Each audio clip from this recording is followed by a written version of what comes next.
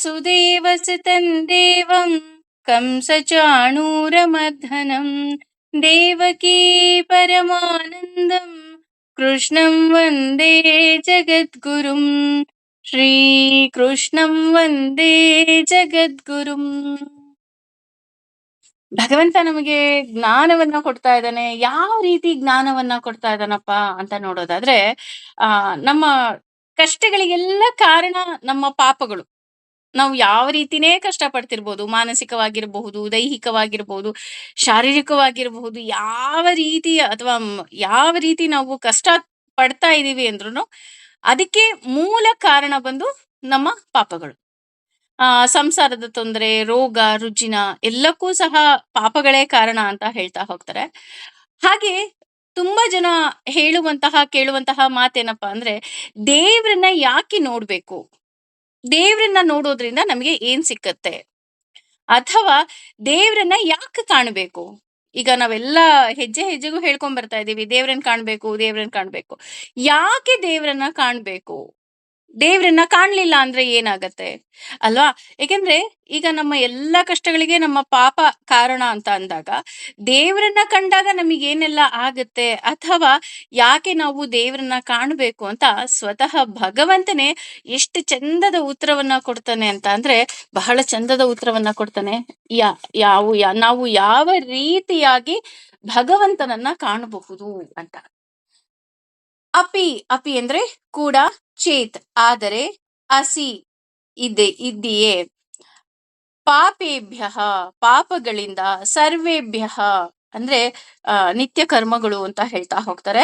ಪಾಪಕೃತ್ ತಮಃ ಅಂದ್ರೆ ಮಹಾಪಾಪಿಯು, ಸರ್ವಂ ಅಂತಹ ಎಲ್ಲ ಪಾಪಪೂರ್ಣ ಪ್ರತಿಕ್ರಿಯೆಗಳನ್ನು, ಜ್ಞಾನ ಪ್ಲವೇನ ಅಂದ್ರೆ ದಿವ್ಯ ಜ್ಞಾನದ ನೌಕೆಯಿಂದ, ಏವ ಖಂಡಿತವಾಗಿಯೂ, ವ್ಯಯಿಯಂ ಅಂದ್ರೆ ಕ್ಲೇಶಗಳನ್ನ, ಕ್ಲೇಶವೆಂಬ ಸಾಗರವನ್ನ, ಸಂತತಿಷ್ಠಸಿ ಅಂದ್ರೆ ಪೂರ್ತಿಯಾಗಿ ನಾವು ದಾಟಬಹುದು ಅಂತ. ಅಂದ್ರೆ ಪಾಪಗಳಲ್ಲಿ ನಾವು ಪರಮ ಪಾಪಿ ಅಂತ ನಾವು ಏನು ಪರಿಗಣಿಸ್ತೀವಿ, ಆ ರೀತಿಯಾದಂತಹ ಪಾಪಿಯೂ ಸಹ ಈ ಸಂಸಾರದ ಈ ಏನು ಮಹಾಸಾಗರ ಅಂತ ಹೇಳ್ತೀವಿ, ಈ ಸಾಗರವನ್ನ ದಾಟಬಹುದು ಅಂತ ಕೃಷ್ಣ ಹೇಳ್ತಾ ಹೋಗ್ತಾನೆ. ಅಂದ್ರೆ ಹೇಗ್ ಹೇಳ್ತಾನಪ್ಪ ಅಂದ್ರೆ, ಅರ್ಜುನ ನೀನ್ ತಿಳ್ಕೊ, ನೀನೇ ಒಬ್ಬ ಪಾಪಿ ಅಂತ ತಿಳ್ಕೊ. ನೋಡಿ, ಅವನು ಬೇರೆ ಯಾರನ್ನೋ ಎಕ್ಸಾಂಪಲ್ ಕೊಡ್ತಾ ಇಲ್ಲ, ಅರ್ಜುನನ್ಗೆ ಹೇಳ್ತಾ ಇದ್ದಾನೆ. ಈಗ ನೀನೇ ಅನ್ಕೋ, ಈಗ ನಾವ್ ಅಂತೀವಲ್ಲ ನೀವ್ ಅನ್ಕೊಳ್ಳಿ ಅಂತ, ಆ ರೀತಿ ನೀನೇ ಅನ್ಕೋ, ನೀನೊಬ್ಬ ಪಾಪಿಗಳಲ್ಲಿ ಪಾಪಿ, ತುಂಬಾ ದೊಡ್ಡ ಪಾಪಿ ಅಂದ್ರೆ ನೀನೇ ಅಂತ ಅನ್ಕೋ. ಹಾಗಂತ ನೀನ್ ತಿಳಿದುಕೊಂಡು ಏನು ಯೋಚನೆ ಮಾಡ್ಬೇಕಾಗಿಲ್ಲ. ನಮ್ಮಲ್ಲಿ ನಾವೆಲ್ಲರೂ ಸಹ, ಅದ್ರಲ್ಲೂ ಸಹ ಈ ಮಾನವ ಜನ್ಮದಲ್ಲಿ ನಾವೇನಿದೀವಿ, ನಾವೆಲ್ಲರೂ ಅನ್ಕೊಳ್ಳೋದು, ಅಯ್ಯೋ ನಾನು ತುಂಬಾ ಪಾಪಿ ಏನೋ, ಅದಕ್ಕೇನೆ ನನ್ಗೆ ಇಷ್ಟೊಂದು ಕಷ್ಟ ಕೊಡ್ತಾ ಇದ್ದಾನೆ ಭಗವಂತ. ನಮ್ಮಲ್ಲಿ ಒಂದು ಗಾದೆ ಸಹ ಇದೆ, ಪಾಪಿ ಸಮುದ್ರಕ್ಕೆ ಹೋದ್ರು ಮೊಣಕಾಲುದ್ದ ನೀರು ಅಂತ ಹೇಳ್ತಾ ಹೋಗ್ತಾರೆ.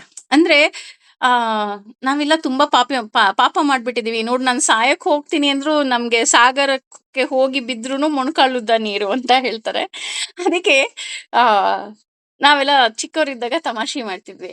ಹೌದಾ, ಹಾಗಿದ್ರೆ ಪಾಪಿಗಳನ್ನೆಲ್ಲ ಸಮುದ್ರಕ್ಕೆ ಇಳಿಸ್ಬಿಟ್ರೆ ಮೊಣಕಾಲುದ್ದ ನೀರಾಗ್ಬಿಡತ್ತೆ, ಹಾಗಾದ್ರೆ ಅಲ್ಲಿರೋ ಮುತ್ತುರತ್ನನ್ನೆಲ್ಲ ಆರಿಸ್ಕೋಬಹುದಾ ಅಂತ. ಇದು ತಮಾಷೆ ಅಷ್ಟೇ. ಆದ್ರೆ ಯಾಕೆ ಇಲ್ಲಿ ಹೇಳ್ತಾ ಇದಾರಪ್ಪ ಈ ಮಾತನ್ನ ಅಂತ ಅಂದ್ರೆ, ನಾವಿಲ್ಲಿ ನೀನು ಎಷ್ಟು ಪಾಪಿ ಅಂತ ನೀನ್ ಅನ್ಕೊಂಡ್ರೂ ಸಹ, ಈ ಜ್ಞಾನ ಅನ್ನೋದೇನಿದೆ ನಿನ್ನ ಎಲ್ಲ ಪಾಪಗಳನ್ನ ತೊಡೆದು ಹಾಕ್ಬಿಡತ್ತೆ.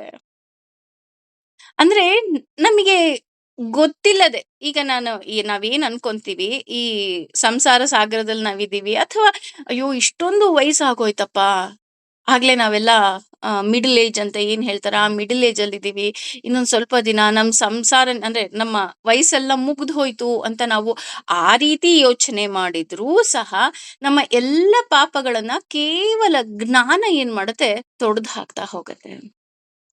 ಹಾಗೇನೆ ನಮ್ಮನ್ನ ಈ ಸಂಸಾರ ಅನ್ನುವಂತಹ ಈ ಸಾಗರ ಏನಿದೆ, ಅಲ್ಲಿ ದಾಟಿಸುವಂತಹ ನಮಗೆ ಒಂದು ದೋಣಿಯಾಗಿ ಇದು ನಮಗೆ ಬರುತ್ತೆ. ಅಷ್ಟೇ ಅಲ್ಲ, ನಮ್ಮನ್ನ ದಾಟಿಸುವ ಎಲ್ಲ ಪಾಪಗಳ ತೊಳೆದು ಅದರ ಯಾವುದೇ ರೀತಿಯಾದಂತಹ ಫಲ ಸಿಗದೇ ಇರುವ ಹಾಗೆ ಜ್ಞಾನ ಮಾಡತ್ತೆ. ಅಂದ್ರೆ ಪುಣ್ಯದ ಫಲ ದೊರಕುತ್ತೆ, ಆದ್ರೆ ನಮಗೆ ಈ ಪಾಪದ ಫಲ ದೊರಕದ ಹಾಗೆ ನಮ್ಗೇನ್ ಮಾಡತ್ತೆ, ಈ ಜ್ಞಾನ ನಮ್ಮನ್ನ ರಕ್ಷಣೆ ಮಾಡ್ತಾ ಹೋಗುತ್ತೆ. ಹಾಗೇನೆ ಈ ಜ್ಞಾನ ಅನ್ನೋದು ಕೇವಲ ಒಂದು ಸಣ್ಣ ಹಡಗಿದ್ದ ಹಾಗೆ ಅಂತ ಹೇಳ್ತಾ ಹೋಗ್ತಾರೆ. ದೊಡ್ಡ ಹಡಗಲ್ಲ, ಸಣ್ಣ ಹಡಗು. ಆದ್ರೆ ಈಗ ನಮ್ಗೆ ಸಾಗರ ಅಂದ ತಕ್ಷಣ ನಮ್ಗೆ ಹೌದು ಇದನ್ನ ದಾಟಬೇಕು ಅಂದಾಗ ಒಂದು ಹಡಗು ಬೇಕೇ ಬೇಕು. ಆದ್ರೆ ಇಲ್ಲಿ ಹಡಗು ಅಂತಾನೂ ಹೇಳ್ತಾ ಇಲ್ಲ, ಒಂದು ಚಿಕ್ಕ ದೋಣಿ ಅಂತ ಹೇಳ್ತಿದ್ದಾರೆ. ಆ ದೋಣಿ ಅಂದ ತಕ್ಷಣ ನಮ್ಗಿನ್ನೂ ಏನಾಗುತ್ತೆ, ಭಯ ಶುರು ಆಗ್ಬಿಡತ್ತೆ. ಅಯ್ಯೋ, ಸಮುದ್ರದ ಅಲೆಯನ್ನ ಈ ದೋಣಿ ತಡ್ಕೊಳ್ಳೋದಿಕ್ಕೆ ಸಾಧ್ಯನಾ? ಅಥವಾ ಈಗ ಸಮುದ್ರ ಅಂದ ತಕ್ಷಣ ದೊಡ್ಡ ದೊಡ್ಡ ಅಲೆಗಳಿರುತ್ತೆ, ಅಂದ್ರೆ ರಕ್ಕಸ ಅಲೆಗಳು ಅಂತ ಹೇಳ್ತಾ ಹೋಗ್ತಾರೆ. ಅದಿರುತ್ತೆ. ಚಂಡಮಾರುತ ಬೀಸಬಹುದು ಅಥವಾ ಸುಂಟರ್ ಗಾಳಿ ಬರಬಹುದು. ಈ ರೀತಿಯಾದಂತಹ ಆತಂಕ ನಮ್ಮಲ್ಲಿರುತ್ತೆ ಅಲ್ವಾ? ಅದೇ ರೀತಿ ಇಲ್ಲಿ ನಮಗೂ ಅಷ್ಟೇ ಈ ಪಾಪ ಅನ್ನೋ ಸಮುದ್ರದಲ್ಲಿ ಏನ್ ಮಾಡುತ್ತೆ, ಈ ಜ್ಞಾನ ಒಂದು ಚಿಕ್ಕ ಹಡಗಾಗಿದೆ. ನಾವ್ ಅನ್ಕೊಂತಾ ಇದೀವಿ ಇದ್ರಲ್ಲಿ ಕೂತ್ಕೊಂಡ್ಬಿಟ್ರೆ ನನಗೆ ಇನ್ನೂ ತೊಂದರೆ ಬರುತ್ತಾ ಅಂತ. ಅಂದ್ರೆ ಇಲ್ಲ, ತೊಂದರೆ ಬರೋದಿಕ್ಕೆ ಸಾಧ್ಯವೇ ಇಲ್ಲ. ಪಾಪದ ಫಲ ಏನಿದೆ ಅದು ಮನುಷ್ಯನ ಪಾಪದ ಫಲವನ್ನ ನಾವಿಲ್ಲಿ ಅನುಭವಿಸ್ಲೇಬೇಕು ಅಂತಲೂ ಹೇಳ್ತಾ ಹೋಗ್ತಾರೆ. ಅಂದ್ರೆ ನಾವು ವಿಷ್ಣು ಸಹಸ್ರನಾಮದಲ್ಲೂ ತಿಳ್ಕೊಂಡ್ಬಿಟ್ಟಿದೀವಿ, ಭಗವಂತ ಏನಿದ್ದಾನೆ ಅವನ ಲೋಕದಲ್ಲಿ ಇಲ್ಲಿ ಯಾವುದೇ ರೀತಿಯಾದಂತಹ ಕಷ್ಟಗಳಿರಬಹುದು ಅಥವಾ ನಾನು ಮಾಡಿದಂತಹ ಕರ್ಮ ಏನಿದೆ ಅದನ್ನ ನಾನು ಅನುಭವಿಸ್ಲೇಬೇಕು ಅಂತ. ಆದರೆ ಇಲ್ಲಿ ಭಗವಂತನನ್ನ ನಾನು ಸಂಪೂರ್ಣ ಆಶ್ರಯಿಸಿದಾಗ ನನಗೆ ಅದರ ಲೇಪ ಬಾರದ ಹಾಗೆ ಅಥವಾ ದೋಷ ಬಾರದೆ ಇರೋ ಹಾಗೆ ಭಗವಂತ ನೋಡ್ಕೊಳ್ತಾನೆ. ಏನಪ್ಪಾ ಇದು ತುಂಬಾ ಕನ್ಫ್ಯೂಷನ್ಸ್ ಆಗ್ತಾ ಇದೆ. ಒಂದ್ ಕಡೆ ಭಗವಂತನ ಸಾಮ್ರಾಜ್ಯದಲ್ಲಿ ನಮಗೆ ಶಿಕ್ಷೆ ಇದೆ ಅಂತ ಹೇಳ್ತಾ ಇದ್ದಾರೆ, ಇನ್ನೊಂದು ಕಡೆ ಹೇಳ್ತಾ ಇದ್ದಾರೆ ಭಗವಂತನನ್ನ ಆಶ್ರಯಿಸಿದಾಗ ನಮಗೆ ಕಷ್ಟದ ಲೇಪ ಇರೋದಿಲ್ಲ ಅಂತ. ಹೇಗಿದು ಸಾಧ್ಯ ಅಲ್ವಾ? ನಮ್ಗನ್ಸುತ್ತೆ ಎರಡು ಗೊಂದಲವಾದಂತಹ ಆ ಸ್ಟೇಟ್ಮೆಂಟ್ಸ್ ಅಲ್ವಾ ಅಂತ. ಹೌದು, ಒಂದಂತೂ ಕ್ಲಿಯರ್, ನಾವು ಇಲ್ಲಿ ಏನೆಲ್ಲ ಪಾಪ ಕರ್ಮಗಳನ್ನ ತಗೊಂಡ್ ಬಂದಿದೀವಿ ಅದನ್ನ ನಾವಿಲ್ಲಿ ಅನುಭವಿಸ್ಲೇಬೇಕು. ಅದ್ರಲ್ಲಿ ಯಾವುದೇ ರೀತಿಯಾದಂತಹ ಡೌಟ್ ಇಲ್ಲ. ಒಂದ್ ಕ್ಲಿಯರ್ ಆಯ್ತಲ್ವಾ? ಈಗ ಎರಡನೇದು, ಅವನನ್ನ ಆಶ್ರಯಿಸಿದಾಗ ನಮಗೆ ಕಷ್ಟ ಯಾಕೆ ಬರೋದಿಲ್ಲ ಅಂತ ನಾವೇನಾದ್ರೂ ನೋಡೋದಾದ್ರೆ ಇದಕ್ಕೆ ಸುಂದರವಾಗಿ ಉತ್ತರ ಕೊಡ್ತಾರೆ. ದೇವರ ಅನುಗ್ರಹದಿಂದ ನಾವು ಅವನ ಮೊರೆ ಹೋದಾಗ ನಮ್ಗೆ ಇಲ್ಲಿ ಕಷ್ಟ ಕಷ್ಟ ಅಂತಲೇ ಅನ್ಸೋದಿಲ್ಲ. ನೋಡಿ, ಅಂದ್ರೆ ಯಾಕೆ ಕಷ್ಟ ಕಷ್ಟ ಅಂತ ಅನ್ಸೋದಿಲ್ವಪ್ಪ ಅಂತ ನೋಡೋದಾದ್ರೆ, ನಾವು ಭಗವಂತನ ಮೊರೆ ಹೋದವರಿಗೆ ಇಲ್ಲಿ ಕಷ್ಟವೂ ಸಹ ಸುಖ ಅಂತ ತಿಳಿದು ನಾವು ಇಲ್ಲಿ ಅನುಭವಿಸ್ತೇವೆ. ಅಂದ್ರೆ ಇದಕ್ಕೆ ಎಕ್ಸಾಂಪಲ್ ಕೊಡ್ಬೇಕು ಅಂತ ಅಂದ್ರೆ, ನಾನು ಆಗ್ಲೇ ಹೇಳಿದ ಹಾಗೆ ನಮ್ಮ ಪಾಪ ಕರ್ಮಗಳನ್ನ ನಾವು ಅನುಭವಿಸ್ಬೇಕು. ಆದ್ರೆ ನಮಗೆ ಭಗವಂತನ ಬಗ್ಗೆ ಪ್ರೀತಿ, ಒಲವು ಅಥವಾ ಅವನ ಬಗ್ಗೆ ಜ್ಞಾನ ಇಲ್ಲ ಅಂದಾಗ ಏನ್ ಮಾಡ್ತೀವಿ, ಕೊರಗ್ತಾ ಕೂರ್ತೀವಿ. ಪ್ರತಿನಿತ್ಯ ಕೊರಗ್ತೀವಿ. ಅಯ್ಯೋ, ನನ್ನ ಜೀವನದಿಂದ ಈ ವ್ಯಕ್ತಿ ಹೋಗ್ಬಿಟ್ರು, ಅಥವಾ ನನ್ನ ಜೀವನದಲ್ಲಿ ಈ ಘಟನೆ ಆಗ್ಬಾರ್ದಾಗಿತ್ತು, ಆಗ್ ಹೋಯ್ತು ಅಂತ. ಅದೇ ನನಗೆ ಆ ಜ್ಞಾನದ ದೋಣಿ ಇದ್ದಾಗ ಆ ಜ್ಞಾನದ ದೋಣಿ ಏನ್ ಮಾಡತ್ತೆ, ಆ ಕಷ್ಟವನ್ನು ಸಹ ಸುಖವಾಗಿ ಅನುಭವಿಸುವಂತಹ ಚೈತನ್ಯವನ್ನ ತುಂಬ್ತಾ ಹೋಗತ್ತೆ. ಅಂದ್ರೆ ಆ ವ್ಯಕ್ತಿ ಹೋದ್ರೂ ಸಹ ಬಹುಶಃ ಭಗವಂತ ನನಗೆ ಏನೋ ಪಾಠವನ್ನ ಕಲಿಸ್ಲಿಕ್ಕೆ ಬರ್ತಾ ಇದ್ದಾನೆ. ಇನ್ನು ಎಕ್ಸಾಂಪಲ್ ಹೇಳ್ಬೇಕು ಅಂದ್ರೆ ನಮ್ ಎಲ್ರಿಗೂ ಗೊತ್ತು ಹಾಗಲಕಾಯಿ ಕಹಿ ಅಂತ ಅಲ್ವಾ? ಕಹಿ, ಅದನ್ನ ಬಾಯಲ್ಲಿಡೋದಿಕ್ ಆಗೋದೇ ಇಲ್ಲ. ಅಷ್ಟೇ ಅಲ್ಲ, ನಿನ್ನೆ ಬೇವು ಬೆಲ್ಲ ತಿಂದ್ವಿ, ಬೇವು ಸಹ ಕಹಿ. ಯಾರಾದ್ರೂ ಬೇವು ಕಹಿ, ಅಯ್ಯೋ ಭಗವಂತನ ಮೊರೆ ಹೋದ ತಕ್ಷಣ ಆ ಬೇವು ಸಿಹಿ ಆಗ್ಬಿಡತ್ತಾ ಅಂತ ನೋಡೋದಿದ್ರೆ ಇಲ್ಲ ರೀ, ಬೇವು ಕಹಿ, ಅದು ಕಹಿಯಾಗೇ ಇರುತ್ತೆ. ಆದ್ರೆ ಆ ಬೇವನ್ನ ನಾವು ಪ್ರಸಾದವಾಗಿ ಸ್ವೀಕರಿಸಿದಾಗ ಆ ಬೇವು ಏನಾಗುತ್ತೆ ನಮಗ್ ಕಹಿ ಅಂತ ಅನ್ಸೋದಿಲ್ಲ. ಅದು ಕಹಿ ಇದ್ರೂ ಸಹ ಇದು ಪ್ರಸಾದ. ಅಂದ್ರೆ ಭಗವಂತ ನೀನು ಏನು ನನಗೆ ಕಷ್ಟಗಳು ಕೊಡ್ತಾ ಇದೀಯಾ, ಏನು ಟಾಸ್ಕ್‌ಗಳನ್ನ ಕೊಡ್ತಾ ಇದೀಯಾ, ಇದೆಲ್ಲವುದೂ ಸಹ ನನ್ನ ಒಳಿತಿಗೆ ತಂದೆ. ನೀವು ಪ್ರತಿದಿನ ಒಂದ್ ಲೋಟ ಹಾಗಲಕಾಯಿ ಜ್ಯೂಸ್ ಕುಡೀರಿ ಅಥವಾ ಬೇವಿನ ಜ್ಯೂಸ್ ಕುಡೀರಿ ಅಂದಾಗ ನಮ್ ಕೈಲಿ ಆಗೋದೇ ಇಲ್ಲ. ಆದ್ರೆ ಯುಗಾದಿ ಹಬ್ಬದ ದಿನ ಎಲ್ಲರೂ ಫಸ್ಟ್ ಖಾಲಿ ಹೊಟ್ಟೆನಲ್ಲಿ ದೇವ್ರ ಪೂಜೆ ಆದ ತಕ್ಷಣ, ಇಲ್ಲ ನನಗ್ ಬೇವೇ ಬೇಕು, ಬೇವು ಬೆಲ್ಲ ಕೊಡಿ ಅಮ್ಮ ಅಂತ ಹೇಳಿ ನಾವು ಬೇಡಿ ತಿನ್ನುವುದು ಇದೆ. ಯಾಕೆ? ಅದರ ಬಗ್ಗೆ ನಮಗೆ ಜ್ಞಾನ ಇದೆ. ಐ ಥಿಂಕ್ ಈಗ ಮೇಲೆ ಹೇಳಿದಂತಹ ಎಲ್ಲ ಗೊಂದಲಗಳು ನಿವಾರಣೆ ಆಗಿದೆ ಅಂತ ನಾನು ಅನ್ಕೊಂತೀನಿ.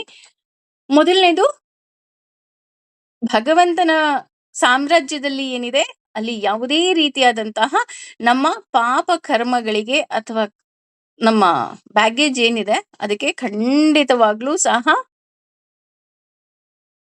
ನಮಗೆ ಕಷ್ಟ, ಸುಖ, ನೋವು, ನಲಿವು ಏನಿದೆ ಅದು ನಮಗೆ ಬಂದೇ ಬರುತ್ತೆ. ಅದರಲ್ಲಿ ಡೌಟ್ ಇಲ್ಲ. ಆದ್ರೆ ಭಗವಂತನನ್ನ ನಾವು ಆಶ್ರಯಿಸಿದಾಗ ಆ ಕಷ್ಟವೂ ಸಹ ಸುಖವಾಗಿ ನಾವೇ ಅನುಭವಿಸ್ತೀವಿ. ಕಷ್ಟ ಎಲ್ಲ ಸುಖ ಆಗ್ಬಿಡತ್ತೆ, ಟರ್ನ್ ಆಗ್ಬಿಡತ್ತೆ. ಇಲ್ಲ, ಇಲ್ಲ, ಇಲ್ಲ. ಅದು ಹಾಗೆ ಇರುತ್ತೆ. ಆದ್ರೆ ನಾವು ಅದನ್ನ ಆನಂದಿಸುವ ರೀತಿ ಏನಿದೆ ಅದು ಬದಲಾಗತ್ತೆ. ಹಾಗೇನೆ ಎಲ್ಲವುದನ್ನು ಸಹ ದೇವರ ಅನುಗ್ರಹ ಅಂತ ನಾವು ತಿಳಿಯೋದಕ್ಕೆ ಶುರು ಮಾಡ್ಬಿಡ್ತೀವಿ. ಏನೆಲ್ಲ ನಮ್ಮ ಜೀವನದಲ್ಲಿ ಆಗ್ತಿದೆ ಹೇಳ್ತಾರಲ್ಲ, ಇನ್ನೂ ಹೇಳ್ತಾ ಹೋಗ್ತಾರೆ. ಬೇವು ಬೆಲ್ಲದ ಬಗ್ಗೆ ಓದಿದ್ದು ನಂಗೆ ತುಂಬಾ ಖುಷಿ ಅನ್ನಿಸ್ತು. ಆ ಬೇವು ಬೆಲ್ಲ ತಗೋಬೇಕಾದ್ರೆ ಅಥವಾ ಬೇವು ಬೆಲ್ಲ ತಿನ್ಬೇಕಾದ್ರೆ ಆ ನಾವು ಫಸ್ಟ್ ತಿಳ್ಕೋಬೇಕಾಗಿರೋದೇನಪ್ಪಾ ಅಂತ ಅಂದ್ರೆ, ಬೇವು ಸಹಜ ಅಲ್ವಾ? ಮರದಲ್ಲಿರುತ್ತೆ, ಹೋಗಿ ಕಿತ್ಕೊಂಡ್ ಬರ್ತೀವಿ. ಆದ್ರೆ ಬೆಲ್ಲ ಬೇಕು ಅಂದಾಗ ನಾವು ಅದಕ್ಕೆ ತಕ್ಕಂತಹ ಪರಿಶ್ರಮವನ್ನ ನಾವು ಪಡೆದಾಗ ಮಾತ್ರ ಬೆಲ್ಲ ಸಿಗೋದಕ್ಕೆ ಸಾಧ್ಯ. ಕಬ್ಬನ್ನ ಬೆಳಿಬೇಕು, ಕಬ್ಬನ್ನ ಕಟಾವು ಮಾಡ್ಬೇಕು, ಅದ್ರಲ್ಲಿರೋ ರಸ ಎಲ್ಲ ತೆಗಿಬೇಕು, ಅದನ್ನ ಆಲೆ ಮನೆಗೆ ಹಾಕ್ಬೇಕು. ಆ ಆಲೆ ಮನೆಯಲ್ಲಿ ಆ ಕಬ್ಬಿನ ಹಾಲೇನಿದೆ ಅದು ಕುದಿಬೇಕು ಅಲ್ವಾ? ಆಗ ಮಾತ್ರ ನಮಗೆ ಬೆಲ್ಲ ಸಿಗೋದಿಕ್ಕೆ ಸಾಧ್ಯ. ಹಾಗೇನೆ ನಮ್ಮ ಜೀವನದಲ್ಲೂ ಅಷ್ಟೇ, ನಾವು ಪ್ರತಿನಿತ್ಯ ಪ್ರತಿ ಕ್ಷಣ ನನ್ನನ್ನ ನಾನು ಪರೀಕ್ಷೆಗೆ ಒಡ್ಡಿದಾಗ ಮಾತ್ರ ನನಗೆ ಬೆಲ್ಲ ಸಿಗೋದಿಕ್ಕೆ ಸಾಧ್ಯ. ಎಲ್ಲೂ ಬೆಲ್ಲದ ಮರ ಇಲ್ಲ, ಹೋಗಿ ಕಿತ್ಕೊಂಡ್ ಬಂದ್ಬಿಡ್ತೀನಿ ಅಂತ ಅನ್ನೋದಿಕ್ಕೆ. ಅದೇ ರೀತಿ ಭಗವಂತ ಏನಿದ್ದಾನೆ ಅವನು ಪ್ರತಿಯೊಬ್ಬರ ಜೋಳಿಗೆಯಲ್ಲಿ ಸುಖವನ್ನೇ ಹಾಕಿದ್ದಾನೆ. ಪಾಪ ಅವನಿಗೆ ಯಾರ ಮೇಲೂ ದ್ವೇಷ ಇಲ್ಲ, ಯಾರ ಮೇಲೂ ಕೋಪ ಇಲ್ಲ, ಎಲ್ಲರಿಗೂ ಸುಖವನ್ನೇ ಹಾಕಿದ್ದಾನೆ. ಆದ್ರೆ ನಾವೇನ್ ಮಾಡ್ತೀವಿ, ಬೇರೆಯವ್ರ ಜೋಳಿಗೆ ನೋಡ್ತೀವಿ, ಅಯ್ಯೋ ಅವ್ರದ್ರಲ್ಲಿ ಅಷ್ಟೊಂದು ಸುಖ ಇದೆ ಅಂತ ನಾವು ಬೇಜಾರ್ ಮಾಡ್ಕೊಂತೀವಿ. ನಾವು ನಮ್ಮ ಜೋಳಿಗೆಯಲ್ಲಿ ಏನಿದೆ ಅಂತ ನೋಡುವಂತಹ ಒಂದು ಚಿಕ್ಕ ಪ್ರಯತ್ನವನ್ನು ಸಹ ಮಾಡೋದಿಲ್ಲ ಅಂತ ಹೇಳ್ತಾ ಹೋಗ್ತಾರೆ. ಯಾಕೆಂದ್ರೆ ನಮಗೆ ಭಗವಂತನ ಬಗ್ಗೆ ಇರುವಂತಹ ಅಜ್ಞಾನ ಇದಕ್ಕೆ ಕಾರಣ ಆಗ್ತಾ ಹೋಗತ್ತೆ. ಹಾಗಾಗಿ ಇಲ್ಲಿ ಭಗವದ್ಗೀತೆಯ ಏನಿದೆ ಇದು ಪ್ರತಿಯೊಬ್ಬರಿಗೂ ಸಹ ವಿಭಿನ್ನವಾದ ಅವರವರಿಗೆ ತಕ್ಕಂತಹ ಮ್ಯಾನ್ಯುಯಲ್ ಆಗಿದೆ. ಈಗ ನಿಮ್ಮ ಜೀವನವನ್ನ ಹೇಗ್ ನಡೆಸ್ಬೇಕು ಆ ರೀತಿಯಂತಹ ಮ್ಯಾನ್ಯುಯಲ್ ಭಗವದ್ಗೀತೆ. ಆದ್ರೆ ನನ್ನ ಜೀವನವನ್ನ ಹೇಗೆ ನಡೆಸ್ಬೇಕು ಅನ್ನುವಂತಹ ಮ್ಯಾನ್ಯುಯಲ್ ಈ ಭಗವದ್ಗೀತೆ ಆಗಿದೆ. ಭಗವದ್ಗೀತೆಯ ಒಂದು ಸುಂದರತೆನೇ ಅದು. ಅದೇನು ಅಂದ್ರೆ ಪ್ರತಿಯೊಬ್ಬರಿಗೂ ಸಹ ಅವರವರ ಜೀವನಕ್ಕೆ ತಕ್ಕ ಹಾಗೆ, ಅವರವರ ಪರಿಸ್ಥಿತಿಗೆ ತಕ್ಕ ಹಾಗೆ ಇದು ಉತ್ತರ ಕೊಡ್ತಾ ಹೋಗತ್ತೆ. ಹಾಗಾಗಿ ಇಲ್ಲಿ ಭಗವಂತನೇ ಹೇಳ್ತಾ ಇದ್ದಾನೆ, ನೀನು ಪಾಪಿಗಳಲ್ಲಿ ಪಾಪಿ ಅಂತ ನೀನು ತಿಳಿದುಕೊಂಡ್ರೂ ಅರ್ಜುನ, ಈ ಜ್ಞಾನ ಏನಿದೆ ನಿನಗೆ ಆ ಪಾಪದ ಲೇಪವನ್ನ ತೊಳೆದು ಹಾಕಿ ನಿನಗೆ ಜ್ಞಾನವನ್ನ ಕರುಣಿಸಿ ಭಗವಂತನೆಡೆಗೆ ಕರೆದುಕೊಂಡು ಹೋಗತ್ತೆ. ಯಾಕೆ ಅಂದ್ರೆ ನನ್ನ ಜೀವನದಲ್ಲಿ ಏನೆಲ್ಲ ಆಗ್ತಿದೆ ಅದಕ್ಕೆ ಕಾರಣ ನನ್ನ ಪಾಪ, ನನ್ನಿಂದ ಇದೆಲ್ಲ ಆಗ್ತಾ ಇದೆ ಅನ್ನುವಂತಹ ಒಂದು ಜ್ಞಾನ ಏನಿದೆ ಅದು ನಮಗೆ ದೊರಕ್ತಾ ಹೋಗುತ್ತೆ. ಅದನ್ನೇ ಇನ್ನೂ ಮುಂದುವರೆದು ಕೃಷ್ಣ ಈ 37ನೇ ಶ್ಲೋಕದಲ್ಲಿ ಹೇಳ್ತಾ ಇದ್ದಾನೆ. ಯಥಾ ಹೇಗೆ, ವಿಧಾನ್ಸಿ ಕಟ್ಟಿಗೆಗಳನ್ನ, ಸಾದ್ ಸಮಿದ್ಧ ಅಂದ್ರೆ ಉರಿಯುತ್ತದೆಯೋ, ಅಗ್ನಿ ಬೆಂಕಿಯು, ಭಸ್ಮಸಾತ್ ಅಂದ್ರೆ ಬೂದಿಯಾಗಿ, ಕುರುತೆ ಮಾಡುತ್ತದೆಯೋ, ಅರ್ಜುನ ಅರ್ಜುನನೇ, ಜ್ಞಾನಾಗ್ನಿ ಜ್ಞಾನಾಗ್ನಿಯು ಸರ್ವಕರ್ಮಾಣಿ ಐಹಿಕ ಕಾರ್ಯಗಳ ಎಲ್ಲಾ ಕ್ರಿಯೆಗಳನ್ನ ಭಸ್ಮಸಾತ್ ಬೂದಿಯಾಗಿ ಕೂರುತೆ ಪರಿವರ್ತಿಸುತ್ತದೆ. ತಥಾ ಹಾಗೆಯೇ. ಅಂದ್ರೆ ಇಲ್ಲಿ ಜ್ಞಾನವನ್ನ ಭಗವಂತ ಮೊದಲು ಒಂದು ಪುಟ್ಟ ದೋಣಿಗೆ ಹೋಲಿಸ್ದ 36ನೇ ಶ್ಲೋಕದಲ್ಲಿ. ಈ 37ನೇ ಶ್ಲೋಕದಲ್ಲಿ ಭಗವಂತ ಜ್ಞಾನವನ್ನ ಬೆಂಕಿಗೆ ಹೋಲಿಸ್ತಾ ಇದ್ದಾನೆ. ಅಂದ್ರೆ ಇನ್ನೊಂದು ಜ್ಞಾನದ ಫಲ ಏನಿದೆ ಅಂತ ನಾನು ನಿನಗೆ ಹೇಳ್ತಾ ಇದ್ದೀನಿ ನೋಡು. ಅಂದ್ರೆ ನಮಗೆ ಏನಾಗುತ್ತೆ, ಪ್ರತಿಯೊಬ್ಬರಿಗೂ ಒಂದೇ ಉದಾಹರಣೆ ಕೊಟ್ಟಾಗ ಅರ್ಥ ಆಗದೆ ಇರಬಹುದು. ಹಾಗಾಗಿ ಇಲ್ಲಿ ಭಗವಂತ ಏನ್ ಮಾಡ್ತಾ ಇದ್ದಾನೆ, ಭಿನ್ನ ಭಿನ್ನವಾದ ರೀತಿಯಲ್ಲಿ ನಮಗೆ ಉದಾಹರಣೆಯನ್ನ ಕೊಡ್ತಾ ಇದ್ದಾನೆ. ಇಲ್ಲಿ ಹೇಳ್ತಾ ಇದ್ದಾನೆ, ನೋಡು ಅರ್ಜುನ, ಕಟ್ಟಿಗೆ ಅಗ್ನಿಗೆ ಹಾಕಿದಾಗ ಏನಾಗುತ್ತೆ, ಸುಟ್ಟು ಹೋಗುತ್ತೆ ಅಲ್ವಾ? ಅದು ನಮ್ಗೆ ಎಲ್ರಿಗೂ ಗೊತ್ತಿರುವಂತಹ ವಿಷಯ. ಹಾಗೆ ನಮ್ಮ ಪಾಪಗಳನ್ನು ಸಹ ಜ್ಞಾನ ಸುಟ್ಟಿ ಹಾಕತ್ತೆ. ಅಂದ್ರೆ ಜ್ಞಾನವನ್ನ ಪಡೆದ ವ್ಯಕ್ತಿ ಏನಿದ್ದಾನೆ, ಅವನು ಯಾವಾಗ್ಲೂ ಸಹ ಸುಖವಾಗೇ ಇರ್ತಾನೆ. ಹಾಗೇನೆ ಸುಖದ ಲೋಕವನ್ನೇ ಆತ ಸೇರುತ್ತಾನೆ. ಅಂದ್ರೆ ದೇವರನ್ನ ಆ ಕಾಣುವಂತಹ ಆ ಜ್ಞಾನ ನಮಗೇನಾಗತ್ತೆ, ದೊರಕ್ತಾ ಹೋಗತ್ತೆ. ಅಜ್ಞಾನ ತೊಡೆದು ನಮಗೆ ಜ್ಞಾನ ಕರುಣಿಸ್ತಾ ಹೋಗ್ತಾನೆ. ಅಷ್ಟೇ ಅಲ್ಲ, ದೇವರ ಬಳಿ ಕರೆದುಕೊಂಡು ಹೋಗಿ ದೇವರೇ ಬೇಕು ಅನ್ನುವಂತಹ ನಿಜವಾದ ಜ್ಞಾನ ನಮ್ಗೆ ಕೊಡ್ತಾ ಹೋಗುತ್ತೆ ಈ ಜ್ಞಾನ. ಅಂದ್ರೆ ಕಟ್ಟಿಗೆ ಒಣಗಬೇಕು ಅಂದಾಗ್ಲೂ ಸಹ ನಮಗೆ ಜ್ಞಾನದ ಮೊರೆ ಬೇಕು. ನಮಗೂ ಗೊತ್ತು, ಹಸಿ ಕಟ್ಟಿಗೆ ಹಾಕಿದಾಗ ಹೊಗೆ ತುಂಬಿಕೊಳ್ಳುತ್ತೆ. ಹಾಗಾಗಿ ಒಣಗಿದ ಕಟ್ಟಿಗೆಯನ್ನ ಜ್ಞಾನದ ಜೊತೆ ನಾವು ಹಾಕಿದಾಗ ಏನಾಗ್ತಾ ಹೋಗುತ್ತೆ, ಅದು ಸುಟ್ಟಿ ಭಸ್ಮ ಆಗತ್ತೆ. ಹಾಗೇನೆ ನಮ್ಮ ಸರ್ವ ಪಾಪಗಳನ್ನು ಸಹ ಅದು ಸುಟ್ಟು ಹಾಕತ್ತೆ. ಇಲ್ಲಿ ಸುಖವಾಗಿ ಯಾಕಿರ್ತೀವಿ ಅಂತ ಅಂದ್ರೆ, ನಾನು ಆಗ್ಲೇ ಹೇಳಿದ ಹಾಗೆ ನಮಗೆ ಭಗವಂತನ ಬಗ್ಗೆ ಜ್ಞಾನ ದೊರಕುತ್ತಾ ಹೋಗುತ್ತೆ. ಹಾಗೂ ನಮ್ಮ ಕರ್ಮದ ಬಗ್ಗೆ ನಮಗೆ ಒಂದು ಆ ಬೆಳಕು ತೋರ್ತಾ ಹೋಗುತ್ತೆ. ಅಂದ್ರೆ ನೋಡು, ನೀನ್ ಈ ಜನ್ಮದಲ್ಲಿ ಹೋದ ಜನ್ಮದಲ್ಲಿ ಏನೋ ಪಾಪ ಮಾಡಿದ್ಯಾ, ಅದಕ್ಕೋಸ್ಕರನೇ ನಿನಗೆ ಈ ರೀತಿಯಾದಂತಹ ಕಷ್ಟ ಕಾರ್ಪಣ್ಯಗಳು ಬರ್ತಾ ಇದೆ. ಹಾಗಾಗಿ ನೀನು ಈ ಕಷ್ಟಗಳಿಗೆ ಹೆದರಬೇಡ ಅನ್ನುವಂತಹ ದೊಡ್ಡ ಜ್ಞಾನ ನಮಗೇನಾಗ್ತಾ ಹೋಗುತ್ತೆ, ಈ ಜ್ಞಾನ ಕರ್ಣಿಸ್ತಾ ಹೋಗುತ್ತೆ. ಅಷ್ಟೇ ಅಲ್ಲ, ನಾವು ಈ ಕಷ್ಟವನ್ನೂ ಸಹ ಸುಖ ಅಂತ ಅನುಭವಿಸ್ಬೇಕಾದ್ರೆ ನಾವು ಯಾವಾಗ್ಲೂ ಸಹ ಸುಖವಾಗೇ ಇರೋದಕ್ಕೆ ಸಾಧ್ಯ. ಹಾಗೆ ಮುಂದೆಯೂ ಸಹ ಭಗವಂತನೇ ಬೇಕು ಅನ್ನುವಂತಹ ಜ್ಞಾನ ನಮಗಿರುವುದರಿಂದ ಸುಖದ ಲೋಕವನ್ನೇ ನಾವು ಸೇರ್ತೀವಿ. ಹೇಗೆ ಅಜಮಿಳ ಅರಿಯದೆ ಭಗವಂತನನ್ನ ಹೆಸರು ಕರೆದ ತಕ್ಷಣ ಅವನಿಗೆ ಪೀತಾಂಬರವನ್ನ ಕೊಟ್ಟು ವೈಕುಂಠ ಪದವಿಯನ್ನ ಕೊಡೋ ಭಗವಂತ, ನಾವು ಜ್ಞಾನದಿಂದ ನಾವು ಇರುವಂತಹ ಲೋಕದಲ್ಲೇ ನಾವು ಭಗವಂತನನ್ನ ಕಂಡಾಗ ನಮಗೆ ಸುಖ ದೊರಕ್ತಾ ಹೋಗತ್ತೆ. ಬೇವು ಬೆಲ್ಲ ತಿನ್ಬೇಕಾದ್ರೆ ಭಗವಂತ ಇದ್ ನಿನ್ ಪ್ರಸಾದ ಅಂದ ತಕ್ಷಣ ನಮಗೆ ಬೇವಿನ ಕಹಿ ಕಹಿ ಅಂತ ಅನ್ಸೋದಿಲ್ಲ. ಹಾಗಿದ್ರೆ ಕಹಿ ಇಲ್ವಾ? ಅದು ಕಹಿ ಇದೆ. ಆದ್ರೆ ಅದನ್ನ ನಾವೇನ್ ಮಾಡ್ತಾ ಇದೀವಿ, ಇಲ್ಲಿ ಪ್ರಸಾದದ ರೂಪದಲ್ಲಿ ಸ್ವೀಕಾರ ಮಾಡುವಾಗ ಆ ಕಹಿಯನ್ನ ಕಹಿಯ ಹಾಗೆಯೇ ಸ್ವೀಕಾರ ಮಾಡ್ತಾ ಇದ್ದೀವಿ. ಅದರ ಜೊತೆ ಸಿಹಿಯನ್ನ ಅಂದ್ರೆ ಬೆಲ್ಲವನ್ನ ಬೆಲ್ಲದ ರೀತಿಯಲ್ಲೇ ಸ್ವೀಕಾರ ಮಾಡ್ತಾ ಇದ್ದೀವಿ. ಬೇವು ಹೇಳ್ತಾ ಇದೆ, ನೋಡು ನಾನ್ ತುಂಬಾ ಕಹಿ ಇದ್ದೀನಿ, ನಿನ್ನ ಜೀವನದಲ್ಲೂ ಅಷ್ಟೇ ನಿನಗೆ ತುಂಬಾ ಕಹಿಯ ಘಟನೆಗಳು ಬರಬಹುದು ಜೀವನದಲ್ಲಿ, ಅಥವಾ ನೀನು ಹೋದ ಜನ್ಮದ ಪಾಪ ಕರ್ಮಗಳೇನಿದೆ ಅದು ಕಹಿ ಇರಬಹುದು ಅಂತ ಅಂದಾಗ, ಅದನ್ನ ನಾನು ಸ್ವೀಕಾರ ಮಾಡಿದಾಗ ನನಗೆ ಬೆಲ್ಲದ ಸಿಹಿ ಏನಿದೆ ಇನ್ನೂ ಸಿಹಿ ಅಂತ ಅನ್ಸತ್ತೆ. ಹಾಗಾಗಿ ಭಗವಂತ ಏನ್ ಮಾಡ್ತಾನೆ, ಆ ಜ್ಞಾನವನ್ನ ನಮಗೆ ಕೊಡ್ತಾ ಹೋಗ್ತಾನೆ. ಅಂದ್ರೆ ಯಾವುದು ಸರಿ ಯಾವುದು ತಪ್ಪು, ನೀನ್ ಹೇಗ್ ಮಾಡ್ಬೇಕು, ಅಥವಾ ನಿನ್ನ ಪೂರ್ವ ಜನ್ಮದ ಬ್ಯಾಗೇಜಸ್ ಏನಿದೆ ಅದನ್ನ ಹೇಗೆ ಕಳ್ಕೋಬೇಕು. ಮೊದ್ಲೆಲ್ಲ ಆದ್ರೆ ಯಾರೋ ಒಬ್ರು, ಉದಾಹರಣೆ ಎಕ್ಸಾಂಪಲ್ ನಾನು ಹೇಳ್ತಾ ಇರೋದು, ನಾವೇನ್ ಮಾಡ್ತಾ ಇದ್ವಿ, ನಮ್ಮಿಂದ ಯಾರು ಏನೋ ಒಂದು ಒಳ್ಳೇದನ್ನ ಪಡ್ಕೊಂಡಿರ್ತಾರೋ ಅವರೇ ನಮಗೆ ಸಹಾಯ ಮಾಡ್ಬೇಕು. ಅವ್ರ ಕಷ್ಟಕ್ ನಾನ್ ಹಾದೆ, ನಮ್ ಕಷ್ಟಕ್ ಅವ್ರ ಆಗೋದಿಲ್ವಾ ಅಂತ ನಾವೇನ್ ಮಾಡ್ತಾ ಇದ್ವಿ, ವಿ ಸ್ಟಾರ್ಟೆಡ್ ಎಕ್ಸ್ಪೆಕ್ಟೇಷನ್. ನಮ್ಗೇನೋ ಒಂದು ಎಕ್ಸ್ಪೆಕ್ಟೇಷನ್ಸ್ ಇರ್ತಾ ಇತ್ತು. ಆದ್ರೆ ಈಗ ನಮ್ಗೇನ್ ಬಂದಿದೆ, ಇಲ್ಲ ನಮಗೆ ಹೆಲ್ಪ್ ಮಾಡ್ಲಿಲ್ವಾ, ನೋ ಪ್ರಾಬ್ಲಮ್, ಬಹುಶಃ ಹೋದ್ ಜನ್ಮದಲ್ಲಿ ನಾನು ಮಾಡಿದ್ದೆ ಅನ್ಸುತ್ತೆ, ಹಾಗಾಗಿ ಈ ಜನ್ಮದಲ್ಲಿ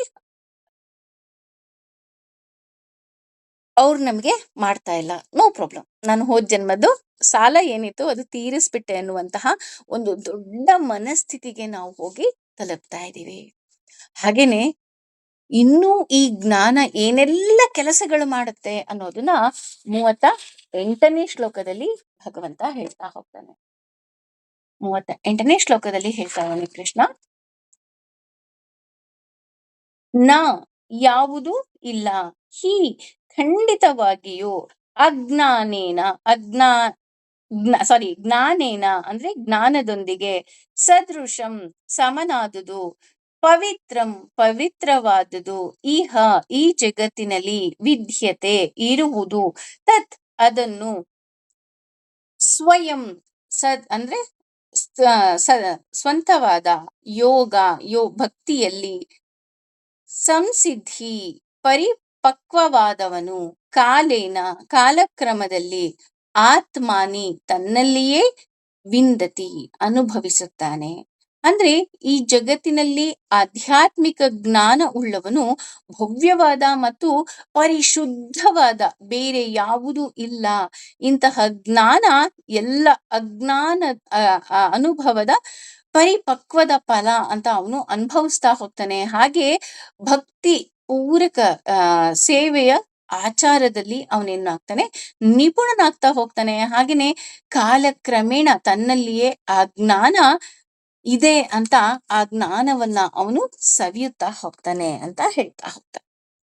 ಅಂದ್ರೆ ಈ ಜ್ಞಾನ ಅನ್ನೋದೇನಿದೆ ಇದು ಪವಿತ್ರದಲ್ಲಿ ಪವಿತ್ರ ಅಂತ ಹೇಳ್ತಾ ಹೋಗ್ತಾರೆ. ನಾವು VSN ಅಲ್ಲಿ ಹೇಳ್ತಾ ಹೋಗ್ತೀವಿ, ಪವಿತ್ರಾಣಂ ಪವಿತ್ರಮ್ಯೋ ಮಂಗಳಾನಾಂ ಚ ಮಂಗಳಂ. ಭಗವಂತ ಏನಿದಾನೆ ಅವನು ಪವಿತ್ರದಲ್ಲಿ ಪವಿತ್ರ, ಅವನಿಗಿಂತ ಪವಿತ್ರವಾಗಿರೋದು ಯಾವುದೂ ಇಲ್ಲ ಅಂತ ನಾವು ಹೇಳ್ತಾ ಹೋಗ್ತೀವಿ. ಆದ್ರೆ ಇಲ್ಲಿ ಜ್ಞಾನವನ್ನ ಯಾಕೆ ಪವಿತ್ರ ಅಂತ ಹೇಳ್ತಾ ಹೋಗ್ತಾರಪ್ಪ ಅಂತ ನಾವೇನಾದ್ರೂ ನೋಡೋದಾದ್ರೆ, ಜ್ಞಾನವೂ ಸಹ ಭಗವಂತನೇ, ಅದು ಸಹ ಪವಿತ್ರ. ಹೇಗಪ್ಪ ಇದು ಜ್ಞಾನ ಹೇಗೆ ಭಗವಂತ ಆಗತ್ತೆ ಅಂತ ನಾವೇನಾದ್ರು ನೋಡೋದಾದ್ರೆ, ನಮ್ಮ ದೇಹ ಏನಿದೆ ಅದು ಪಂಚಭೂತಗಳಿಂದ ಆಗಿದೆ. ಆದ್ರೆ ಭಗವಂತನ ದೇಹ ಏನಿದೆ ಅದು ಜ್ಞಾನ ಮತ್ತು ಆನಂದದಿಂದ ಆಗಿದೆ. ನೋಡಿ, ನಮ್ಮ ದೇಹ ಪಂಚಭೂತಗಳು, ಹಾಗಾಗಿ ಇದು ಪಂಚಭೂತದಲ್ಲಿ ಲೀನ ಆಗತ್ತೆ. ಆದ್ರೆ ಭಗವಂತನ ದೇಹ ಏನಿದೆ ಅದು ಜ್ಞಾನ ಮತ್ತೆ ಆನಂದದಿಂದ ಆಗಿದೆ. ಹಾಗಾಗಿ ಭಗವಂತನ ಬಳಿ ನಾವು ಯಾರೇ ಹೋದ್ರೂ ಸಹ ಅವನು ಆನಂದವನ್ನೇ ಹರಡ್ತಾ ಹೋಗೋದಿಕ್ಕೆ ಸಾಧ್ಯ. ಯಾಕೆ ಅಂದ್ರೆ ಅವನು ಆನಂದದ ಕಡಲು. ಹಾಗೇನೆ ಭಗವಂತನ ಮೊರೆ ಹೋದಾಗ ನಮ್ಗೆ ಏನ್ ಮಾಡ್ತಾನೆ, ಅವನು ಜ್ಞಾನವನ್ನ ಪ್ರಸಾದದ ರೂಪದಲ್ಲಿ ಕೊಡ್ತಾನೆ. ಯಾಕೆ ಜ್ಞಾನವನ್ನ ಪ್ರಸಾದದ ರೂಪದಲ್ಲಿ ಕೊಡ್ತಾನಪ್ಪ ಅಂದ್ರೆ ಅದು ಅವನ ಒಂದು ಅಂಗವಾಗಿದೆ. ಇದು ಹೇಗೆಲ್ಲ ಕೆಲಸ ಮಾಡುತ್ತೆ ಅಂತ ನಾವೇನಾದ್ರು ನೋಡೋದಾದ್ರೆ, ಈ ಜ್ಞಾನ ಅನ್ನೋದೇನಿದೆ ಇದು ನಮ್ಮ ದೇಹ, ಮನಸ್ಸು, ಬುದ್ಧಿ ಮತ್ತು ಆತ್ಮ, ಈ ನಾಲ್ಕನ್ನೂ ಸಹ ಪವಿತ್ರಗೊಳಿಸ್ತಾ ಹೋಗುತ್ತೆ, ಶುದ್ಧಿಗೊಳಿಸ್ತಾ ಹೋಗುತ್ತೆ. ನಮ್ಮ ದೇಹದಲ್ಲಿ ಭಗವಂತ ಇದ್ದಾನೆ ಅನ್ನುವಂತಹ ಒಂದೇ ಒಂದು ಜ್ಞಾನ ನನಗೆ ತಪ್ಪು ಮಾಡದೇ ಇರುವ ಹಾಗೆ ತಡೆಯುವ ಶಕ್ತಿ ಇದೆ.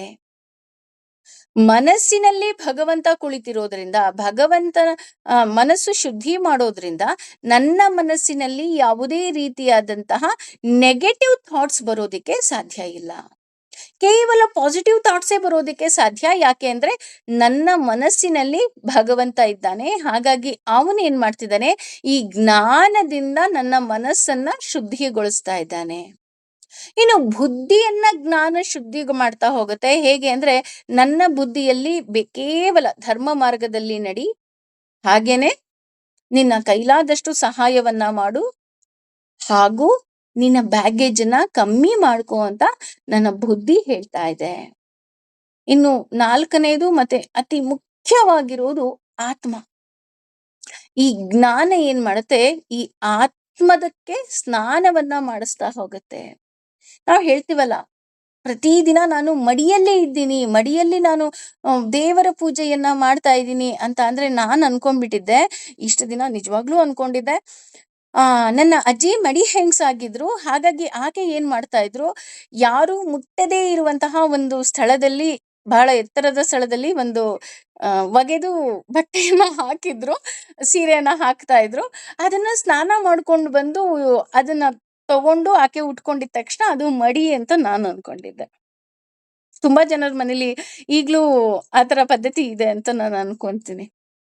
ಆದ್ರೆ ಇಲ್ಲಿ ಮಡಿ ಅಂತ ಅಂದ್ರೆ ಅದು ಕೇವಲ ದೇಹ ಸ್ನಾನ ಅಲ್ಲ. ಮಡಿ ಅಂತ ಅಂದ್ರೆ ಅದು ಮನಸ್ಸಿನ ಸ್ನಾನ. ನಾನು ಪ್ರತಿನಿತ್ಯ ಮನಸ್ಸಿಗೆ ಸ್ನಾನವನ್ನ ಮಾಡಿಸ್ತಾ ಇದ್ದೀನಿ. ಆಗ ನಾನು ಮಡಿಯಾಗಿದ್ದೀನಿ ಅನ್ನುವಂತಹ ಅರ್ಥ. ಇದು ಆತ್ಮವನ್ನ ಶುದ್ಧಿ ಮಾಡತ್ತೆ ಜ್ಞಾನ. ನೋಡಿ, ಹಾಗೇನೆ ಯಾವ ವ್ಯಕ್ತಿ ಜ್ಞಾನದಲ್ಲಿ ಶುದ್ಧಿಯಾಗಿರುತ್ತಾನೋ ಅದು ನಿಜವಾದ ಮಡಿ. ಯಾವ ರೀತಿ ಶುದ್ಧಿಯಾಗಿರ್ತಾನೆ? ದೇಹ, ಮನಸ್ಸು, ಬುದ್ಧಿ ಮತ್ತು ಆತ್ಮಗಳಿಂದ ಈ ಜ್ಞಾನ ಏನ್ ಮಾಡತ್ತೆ? ಈ 4 ಸಹ ಶುದ್ಧಿ ಮಾಡ್ತಾ ಹೋಗುತ್ತೆ. ಹಾಗಾಗಿ ಇಲ್ಲಿ ಮಡಿ ಅಂದರೆ ಜ್ಞಾನ. ಅಷ್ಟೇ ಅಲ್ಲ, ನಿಜವಾದ ಮಡಿ ಸಹ ಜ್ಞಾನನೇ ಆಗಿದೆ. ಉದಾಹರಣೆ ಹೇಳ್ಬೇಕು ಅಂತ ಅಂದ್ರೆ, ನಾನು ಸ್ನಾನವನ್ನ ಮಾಡ್ತಾ ಇದ್ದೀನಿ. ಮನೆಯಲ್ಲಿ ಬೇಡ, ಇನ್ನೊಂದ್ ಸ್ವಲ್ಪ ಮುಂದೆ ಒಂದು 4 ಹೆಜ್ಜೆ ಮುಂದೆ ಹೋಗ್ಬಿಟ್ಟು ಗಂಗಾ ನದಿಯಲ್ಲೇ ನಾನು ಸ್ನಾನ ಮಾಡ್ತಾ ಇದ್ದೀನಿ ಅಂತಾನೆ ಅನ್ಕೊಳ್ಳೋಣ. ಹರಿದ್ವಾರಕ್ಕೋ, ಋಷಿಕೇಶಕ್ಕೋ ಅಥವಾ ಕಾಶಿಗೋ ಹೋಗಿ ನಾನು ಗಂಗೆಯಲ್ಲಿ ಸ್ನಾನ ಮಾಡ್ತಾ ಇದ್ದೀನಿ ಅಂತ ಅನ್ಕೊಂಡು, ಅಯ್ಯೋ ಸ್ನಾನ ಮಾಡ್ಬೇಕಲ್ಲಪ್ಪ ಅಂತ ಅನ್ಕೊಂಡು ನಾನು ಅಲ್ಲಿ ಮುಳುಗು ಹಾಕಿ ಬರೋದಕ್ಕಿಂತ, ಈ ಗಂಗೆ ಏನಿದೆ, ಈ ಗಂಗೆ ತುಂಬಾ ಪವಿತ್ರ. ಯಾಕೆ ಪವಿತ್ರನಪ್ಪ ಅಂತ ಅಂದ್ರೆ, ಶಿವನ ಜಟೆಯಿಂದ ಬರುವುದರ ಜೊತೆಗೆ ವಿಷ್ಣುವಿನ ಪಾದ ತೊಳೆದು ಬಂದಿದ್ದಾಳೆ. ಹಾಗಾಗಿ ಶಿವ ಮತ್ತು ವಿಷ್ಣು ಇಬ್ಬರ ದೇಹದ ಧೂಳು ಇದರಲ್ಲಿ ಇದೆ. ಆ ಧೂಳು ನನ್ನನ್ನ ಪರಿಶುದ್ಧ ಮಾಡ್ತಾ ಇದೆ. ಹಾಗಾಗಿ ಅಮ್ಮ, ನನ್ನಿಂದ ಯಾವುದೇ ರೀತಿಯಾದಂತಹ ಜನ್ಮಗಳ ಪಾಪ ಇರಬಹುದು ಅಥವಾ ಈ ಜನ್ಮದ ಪಾಪಗಳಿರಬಹುದು, ನೀನು ತೊಳಿಯಮ್ಮ ಅಂತ ಹೇಳಿ ನಾನು 3 ಮುಳುಗು ಹಾಕಿದಾಗ ಮಾತ್ರ ನನ್ನನ್ನ ಗಂಗೆ ಪರಿಶುದ್ಧ ಮಾಡೋದಿಕ್ಕೆ ಸಾಧ್ಯವೇ ವಿನಃ, ಸುಮ್ಮನೆ ಹೋಗಿ ನಾನು ಸ್ನಾನ ಮಾಡ್ಕೊಂಡು ಬಂದೆ, ಅವ್ರಿಗ್ ಬೈಕೊಂಡು ಇವ್ರಿಗ್ ಬೈಕೊಂಡು ಕೇವಲ ಸ್ಟೇಟಸ್ ಹಾಕೋದಿಕ್ಕೋಸ್ಕರ ನಾನು ಸ್ನಾನವನ್ನ ಮಾಡಿದೆ ಅಂತ ಅಂದ್ರೆ, ಆ ಗಂಗೆಯಲ್ಲಿರುವಂತಹ ಮೀನಿಗೂ ನಮಗೂ ಯಾವುದೇ ರೀತಿಯಾದಂತಹ ವ್ಯತ್ಯಾಸವೇ ಇಲ್ಲ ಅಲ್ವಾ? ಅಂದ್ರೆ ನೀನು ಸ್ನಾನ ಮಾಡ್ತಿದ್ಯಾ, ಅದೆಲ್ಲ ನಿನ್ನ ಮನಸ್ಸಿನಲ್ಲಿ ಬರ್ಬೇಕು. ಯಾಕೆ ಇದು ಮನಸ್ಸಿಗೆ ಬರ್ಬೇಕು? ಯಾಕೆ ಅಂದ್ರೆ ದೇಹ ಸ್ನಾನದ ಜೊತೆ ಮನಸ್ಸಿನ ಶಾ ಸ್ನಾನಕ್ಕೆ ಅಥವಾ ಆತ್ಮದ ಸ್ನಾನಕ್ಕೂ ಸಹ ನಾನಿಲ್ಲಿ ಒತ್ತನ್ನ ಕೊಡ್ಬೇಕಾಗತ್ತೆ. ಹಾಗೂ ಇದು ಕೇವಲ ಬುದ್ಧಿ ಸ್ನಾನದ ಮೂಲಕ, ಜ್ಞಾನದಿಂದ ನಾನೇನ್ ಮಾಡ್ತಾ ಇದ್ದೀನಿ? ದೇಹ, ಮನಸ್ಸು, ಬುದ್ಧಿ ಎಲ್ಲದಕ್ಕೂ ಸ್ನಾನ ಮಾಡ್ತಾ ಇದ್ದೀನಿ. ಇಲ್ಲ ನಾನು ಸುಮ್ನೆ ಹೋಗಿ ಮುಳುಗ ಹಾಕ್ದೆ ಅಂದ್ರೆ ಅಲ್ಲಿ ಮೀನ್ಗಳಿರುತ್ತಲ್ಲ, ಫಿಶಸ್ ಇರುತ್ತಲ್ಲ, ಅದು ಸಹ ಹಂಗಾರೆ ದಿನಾ ಸ್ನಾನ ಮಾಡುತ್ತೆ. ಹಂಗಾರೆ ಅವಕ್ಕೆಲ್ಲಕ್ಕೂ ಪುಣ್ಯ ಬಂದ್ಬಿಡತ್ತಾ? ಇಲ್ಲ ಅಲ್ವಾ? ಆ ರೀತಿ ಕೇವಲ ನಮ್ಮ ಜ್ಞಾನ ಏನ್ ಮಾಡುತ್ತೆ? ಈ ಎಲ್ಲವನ್ನ ಶುದ್ಧಿ ಮಾಡ್ತಾ ಹೋಗತ್ತೆ. ಹಾಗೇನೆ ಜ್ಞಾನ ಮುಖ್ಯ ಅಂತಾನೆ ಮತ್ತೆ ಕೃಷ್ಣ ಒತ್ತಿ ಒತ್ತಿ ಹೇಳ್ತಾ ಇದ್ದಾನೆ. ಯಾಕಪ್ಪ ಅಂದ್ರೆ ಈ ಜ್ಞಾನದಿಂದ ದೇವರ ಬಗ್ಗೆ ಒಂದು ಅರಿವು ಬರ್ತಾ ಹೋಗತ್ತೆ. ಹಾಗಾಗಿ ಭಗವಂತನನ್ನ ನಾವು ಪುಂಡರೀಕಾಕ್ಷ ಅಂತ ಕರಿತೀವಿ. ಯಾಕೆ ಪುಂಡರೀಕಾಕ್ಷ ಅಂತ ಕರಿತೀವಪ್ಪ ಅಂತ ಅಂದ್ರೆ, ಅವನು ಅರಳುಗಣ್ಣಿನವನು. ಅವನೊಂಥರ ಅರಳುಗಣ್ಣಲ್ಲಿರ್ತಾನೆ. ಅವನು ಒಂದೇ ಒಂದು ದೃಷ್ಟಿ ಸಾಕು ನಮ್ಮನ್ನ ಮೇಲೆತ್ತೋದಿಕ್ಕೆ. ಹಾಗಾಗಿ ಆತನನ್ನ ನಾವು ಪುಂಡರೀಕಾಕ್ಷ ಅಂತ ಹೇಳ್ತೀವಿ. ಅದರ ಜೊತೆ ಭಗವಂತನ ಜ್ಞಾನ ಮಾತ್ರ ನಮ್ಮನ್ನ ಪವಿತ್ರಗೊಳಿಸೋದಿಕ್ಕೆ ಸಾಧ್ಯ. ಇನ್ನು ಮುಂದುವರೆದು ಹೇಳ್ತಾ ಹೋಗ್ತಾರೆ, ಕೇವಲ ಜ್ಞಾನ ಅಲ್ಲ ಕಣ್ರಿ, ಜ್ಞಾನಿಗಳೂ ಸಹ ಪವಿತ್ರ ಅಂತ ಹೇಳ್ತಾ ಹೋಗ್ತಾರೆ. ನೋಡಿ, ಅಂದ್ರೆ ಕೇವಲ ಹರಿದ್ವಾರ, ಋಷಿಕೇಶ ಅಲ್ಲಿ ಏನು ಗಂಗೆ ಹರಿತಾಳೆ, ಆ ಗಂಗೆ ಮಾತ್ರ ಪವಿತ್ರ ಅಲ್ಲ. ನಾವ್ ಅಲ್ಲಿಂದ ಗಂಗೆ ತಾಲಿ ತರ್ತೀವಲ್ವಾ, ಅದು ಸಹ ಪವಿತ್ರ ಅಂತ ನಾವು ಇಲ್ಲಿ ಪೂಜೆಯನ್ನ ಮಾಡ್ತೀವಲ್ವಾ. ಅದೇ ರೀತಿ ಇಲ್ಲಿ ಜ್ಞಾನ ಮಾತ್ರ ಪವಿತ್ರ ಅಲ್ಲ, ಜ್ಞಾನಿಗಳೂ ಸಹ ಪವಿತ್ರ. ಹೇಗೆ ಜ್ಞಾನಿಗಳು ಪವಿತ್ರ ಅಪ್ಪ ಅಂತ ಅಂದ್ರೆ, ಜ್ಞಾನಿಗಳು ಹೋದ ಕಡೆಯೆಲ್ಲ ಶ್ರೀಗಂಧದ ಹಾಗೆ ಗಂಧವನ್ನ, ಘಮವನ್ನ ಪಸರಿಸ್ತಾ ಹೋಗ್ತಾರೆ. ಮಲ್ಲಿಗೆಯ ಕಂಪು, ನೀವು ಒಂದು ಮಲ್ಲಿಗೆ ಹೂವು ಮನೆಯಲ್ಲಿ ತಂದಿಟ್ರು ಹೇಗೆ ಘಮ ಘಮ ಘಮ ಅನ್ನುತ್ತೋ, ಹೇಗೆ ಸಂಪಿಗೆಯ ಕಂಪು ಎಲ್ಲರನ್ನ ಆಕರ್ಷಿಸುತ್ತೋ, ಹಾಗೆ ಜ್ಞಾನಿಯೂ ಸಹ ಅವನ ಜ್ಞಾನದಿಂದ ಎಲ್ಲರನ್ನ ಆಕರ್ಷಿಸ್ತಾ ಹೋಗ್ತಾನೆ. ಉದಾಹರಣೆ, ನಮಗೆ ಉಡುಪಿಗೆ ಹೋದ ತಕ್ಷಣ ಉಡುಪಿ ಕೃಷ್ಣನನ್ನ ನೋಡಬೇಕು ಅನ್ನುವ ಒಂದು ನಮ್ಮ ಮನಸ್ಸು ಎಳೆದರೂ ನಮಗೆ ಅರಿವಿಲ್ಲದೆ ಕನಕದಾಸರು ನಮ್ಮ ಕಣ್ಮುಂದೆ ಬಂದು ಹೋಗ್ತಾರೆ ಅಲ್ವಾ? ಆ ನವಗ್ರಹ ಕಿಂಡಿ ಅಂತ ಈಗಾಗಿದೆ. ಮೊದಲೆಲ್ಲ ಕನಕನ ಕಿಂಡಿ ಅಂತಾನೆ ಹೇಳ್ತಾ ಇದ್ರು. ಆ ಕನಕನ ಕಿಂಡಿಯಲ್ಲಿ ಕೃಷ್ಣನ್ ನೋಡಿದಾಗ ನಮ್ಗನ್ಸುತ್ತೆ, ಓಕೆ, ಈ ಕಿಂಡಿಯಲ್ಲೇ ಕೃಷ್ಣ ಕನಕದಾಸರಿಗೆ ದರ್ಶನವನ್ನ ಕೊಟ್ಬಿಟ್ನಾ ಅಂತ, ಅಲ್ವಾ? ಅದರ ಜೊತೆಗೆ ನಮ್ಗೆ ಪಂಡರಾಪುರ ಅಂದ ತಕ್ಷಣ ಪಾಂಡುರಂಗನೇ ನೆನಪಾಗೋದಿಲ್ಲ. ಆ ಪುಂಡರೀಕಾಕ್ಷನನ್ನ ನೆಲೆಸಿದಂತಹ ಅವನ ಭಕ್ತ ಸಹ ನೆನಪಾಗ್ತಾ ಹೋಗ್ತಾನೆ. ಅಷ್ಟೇ ಅಲ್ಲ, ಯಾವುದೋ ಒಂದು ಕ್ಷೇತ್ರ, ಅದು ಹೇಳಕ್ಕೆ ಹೆಸರೇ ಇರಲಿಲ್ಲ, ಆದ್ರೆ ರಾಯರು ಹೋಗಿ ನೆಲೆಸಿದ ತಕ್ಷಣ ಆ ಇಡೀ ಕ್ಷೇತ್ರ ಮಂತ್ರಾಲಯವಾಗಿ ಪವಿತ್ರವಾಗಿ ಎಲ್ಲ ಭಕ್ತರ ಪಾಪಗಳನ್ನ ತೊಳೆಯುವಂತಹ ಕ್ಷೇತ್ರವಾಗಿ ಮಾರ್ಪಾಡಾಗ್ಬಿಡುತ್ತೆ. ಹಾಗಾಗಿಯೇ ಇಲ್ಲಿ ಹೇಳ್ತಾ ಇದ್ದಾರೆ, ಜ್ಞಾನ ಮಾತ್ರ ಪವಿತ್ರ ಅಲ್ಲ, ಆ ಜ್ಞಾನಿಯೂ ಸಹ ಪವಿತ್ರನಾಗಿ ಹೋಗ್ಬಿಡ್ತಾನೆ. ಹಾಗಾಗಿ ಕೃಷ್ಣನನ್ನ ಆರಾಧಿಸೋ ಎಷ್ಟೋ ಜನ ರಾಯರನ್ನ ಆರಾಧಿಸ್ತಾರೆ, ಅಥವಾ ಅರಿವಿಲ್ಲದೆ ರಾಯರ ಭಕ್ತರಾಗಿರೋರು ಕೃಷ್ಣನನ್ನ ಆರಾಧಿಸ್ತಾರೆ. ಅದರ ಜೊತೆ ಜ್ಞಾನ ಯಾರಿಂದಲೂ ಸಹ ಯಾರಿಗೂ ಕೊಡೋದಿಕ್ಕೆ ಸಾಧ್ಯವಿಲ್ಲ. ಏನ್ ಮೇಡಮ್ ಹೀಗೆ ಹೇಳಿದ್ಬಿಟ್ರಿ, ಜ್ಞಾನವನ್ನ ಯಾರಿಗೂ ಸಹ ಕೊಡೋದಿಕ್ಕೆ ಸಾಧ್ಯವಿಲ್ವಾ ಅಂತ ನೋಡೋದಿದ್ರೆ, ಇಲ್ಲ. ಜ್ಞಾನ ಅನ್ನೋದೇನಿದೆ, ಈಗ ಒಬ್ಬ ತುಂಬಾ ಶ್ರೀಮಂತ ಇರ್ತಾನೆ ಅಂತ ಅಂದ್ರೆ ಅವನು ಒಂದು ಬಂಗಾರದ ಪೆನ್ನನ್ನ ಅವನ ಮುಂದಿನ ಪೀಳಿಗೆಗೆ ಕೊಡಬಹುದೇ ವಿನಃ ಅವನಲ್ಲಿರುವಂತಹ ಜ್ಞಾನವನ್ನ ತನ್ನ ಮುಂದಿನ ಪೀಳಿಗೆಗೆ ಕೊಡೋದಿಕ್ಕೆ ಸಾಧ್ಯವೇ ಇಲ್ಲ. ಅದು ಪಿತ್ರಾರ್ಜಿತ ಅಲ್ಲ. ಹಾಗೇನೆ ಇಲ್ಲಿ ಹಾಗಿದ್ರೆ ಗುರುವಿನ ಆ ಸ್ಥಾನ ಏನು, ಅವನ ಕೆಲಸ ಏನು ಅಂತ ನೋಡೋದಿದ್ರೆ, ಕೇವಲ ಆ ಜ್ಞಾನದ ಮಾರ್ಗವನ್ನ ಮಾತ್ರ ತೋರಲು ಸಾಧ್ಯ. ಈಗ ಉದಾಹರಣೆ ನಾನು ಹೇಳ್ತೀನಿ. ಮೈಸೂರಲ್ಲಿ ಒಂದು MTR ಹೋಟೆಲ್ ಇದೆ. ಆ ಹೋಟೆಲಲ್ಲಿ ಮಸಾಲೆ ದೋಸೆ ತುಂಬಾ ಚೆನ್ನಾಗಿ ಸಿಕ್ಕತ್ತೆ. ನಾನು ಏನ್ ಮಾಡ್ಬೋದು, ಮೈಸೂರಲ್ಲಿ ಇರೋರಿಗೆ ಮೈಸೂರು MTR ಹೋಟೆಲ್ಗೆ ಹೋಗುವಂತಹ ಅಡ್ರೆಸ್ ಹೇಳ್ಬೋದು, ಅಥವಾ ಅಲ್ಲಿ ಏನು ಆರ್ಡರ್ ಮಾಡಬಹುದು ಅಂತ ಹೇಳಬಹುದು. ಬಿಟ್ರೆ ಅವರೇ ಹೋಗಬೇಕು, ಅವರೇ ಆರ್ಡರ್ ಮಾಡಬೇಕು, ಅವರೇ ತಿನ್ಬೇಕು, ಅವರೇ ಅದನ್ನ ಸವಿಬೇಕು, ಅಲ್ವಾ? ಹಾಗೇನೆ ಇಲ್ಲಿ ಜ್ಞಾನ ಉಳ್ಳವನೂ ಸಹ ಇತರರಿಗೆ ಜ್ಞಾನದ ಮಾರ್ಗವನ್ನ ಮಾತ್ರ ಹೇಳಲು ಸಾಧ್ಯ. ಹಾಗಾಗಿ ಯಾರೂ ಸಹ ಇಲ್ಲಿ ಗುರುಗಳಲ್ಲ. ಗುರು ಅಂತ ಇದ್ರೆ ಕೇವಲ ಕೃಷ್ಣನೊಬ್ನೇ. ವಸುದೇವಸುತಂ ದೇವಂ ಕಂಸಚಾಣೂರಮರ್ಧನಂ ದೇವಕೀ ಪರಮಾನಂದಂ ಕೃಷ್ಣಂ ವಂದೇ ಜಗದ್ಗುರುಂ. ನೋಡಿ, ಅವನೊಬ್ನೇ ಜಗದ್ಗುರು. ಹಾಗಾಗಿ ಅವನು ನಮಗೆ ಭಗವದ್ಗೀತೆಯ ಮೂಲಕ ನಮಗೆ ಮಾರ್ಗದರ್ಶನವನ್ನ ಕೊಡ್ತಾ ಇದ್ದಾನೆ. ಅದನ್ನ ಅರಿತ ಕೆಲವರು ಮಾತ್ರ ನಾವೇನ್ ಮಾಡ್ತಾ ಇದ್ದೀವಿ, ಹೀಗೆಲ್ಲ ಹೀಗೆ ಅಂತ ನಾವು ಹೇಳ್ತಾ ಇದ್ದೀವಿ. ಬಿಟ್ರೆ ಹೇಳುವವರು, ಪ್ರವಚನ ಮಾಡೋರು, ಆಧ್ಯಾತ್ಮಿಕದಲ್ಲಿ ತೊಡಗಿರುವವರು ಯಾರೂ ಸಹ ಗುರುಗಳಲ್ಲ. ಅವ್ರು ಏನ್ ಮಾಡಬಹುದು, ಮಾರ್ಗದರ್ಶಕರು. ನೋಡಿ, ಅಂಡರ್ಲೈನ್ ಮಾಡ್ಕೋಬೇಕು.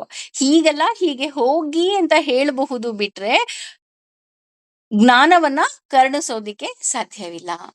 ಭಗವಂತನ ಜ್ಞಾನ ಏನಿದೆ ಅದು ಅವನಿಗೆ ಬರಬೇಕು. ಈಗ ಭಗವದ್ಗೀತೆ ಕೇಳ್ಬಿಟ್ಟಿದೀವಪ್ಪ, ನಾವು ಪೂರ್ತಿ ಜೀವನನೇ ಚೇಂಜ್ ಮಾಡ್ಕೊಂಡ್ಬಿಟ್ಟಿದೀವ? ಇಲ್ಲ, ಚೇಂಜ್ ಮಾಡ್ಕೊಳ್ತಾ ಇದ್ದೀವಿ, ಅಲ್ವಾ? ಇನ್ನು ಪ್ರೊಸೆಸ್ ಅಲ್ಲೇ ಇದೆ ಅದು.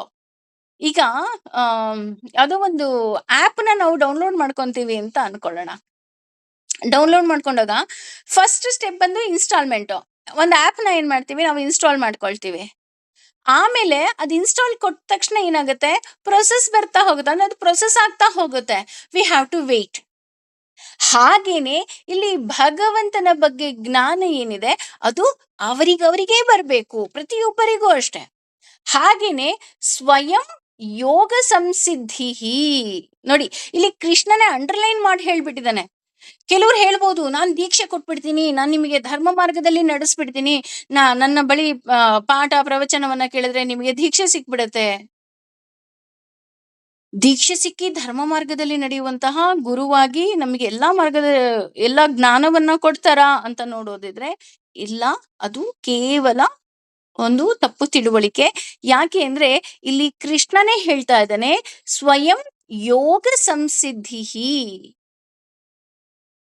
ಅದು ನಿನಗೆ ಬರಬೇಕು.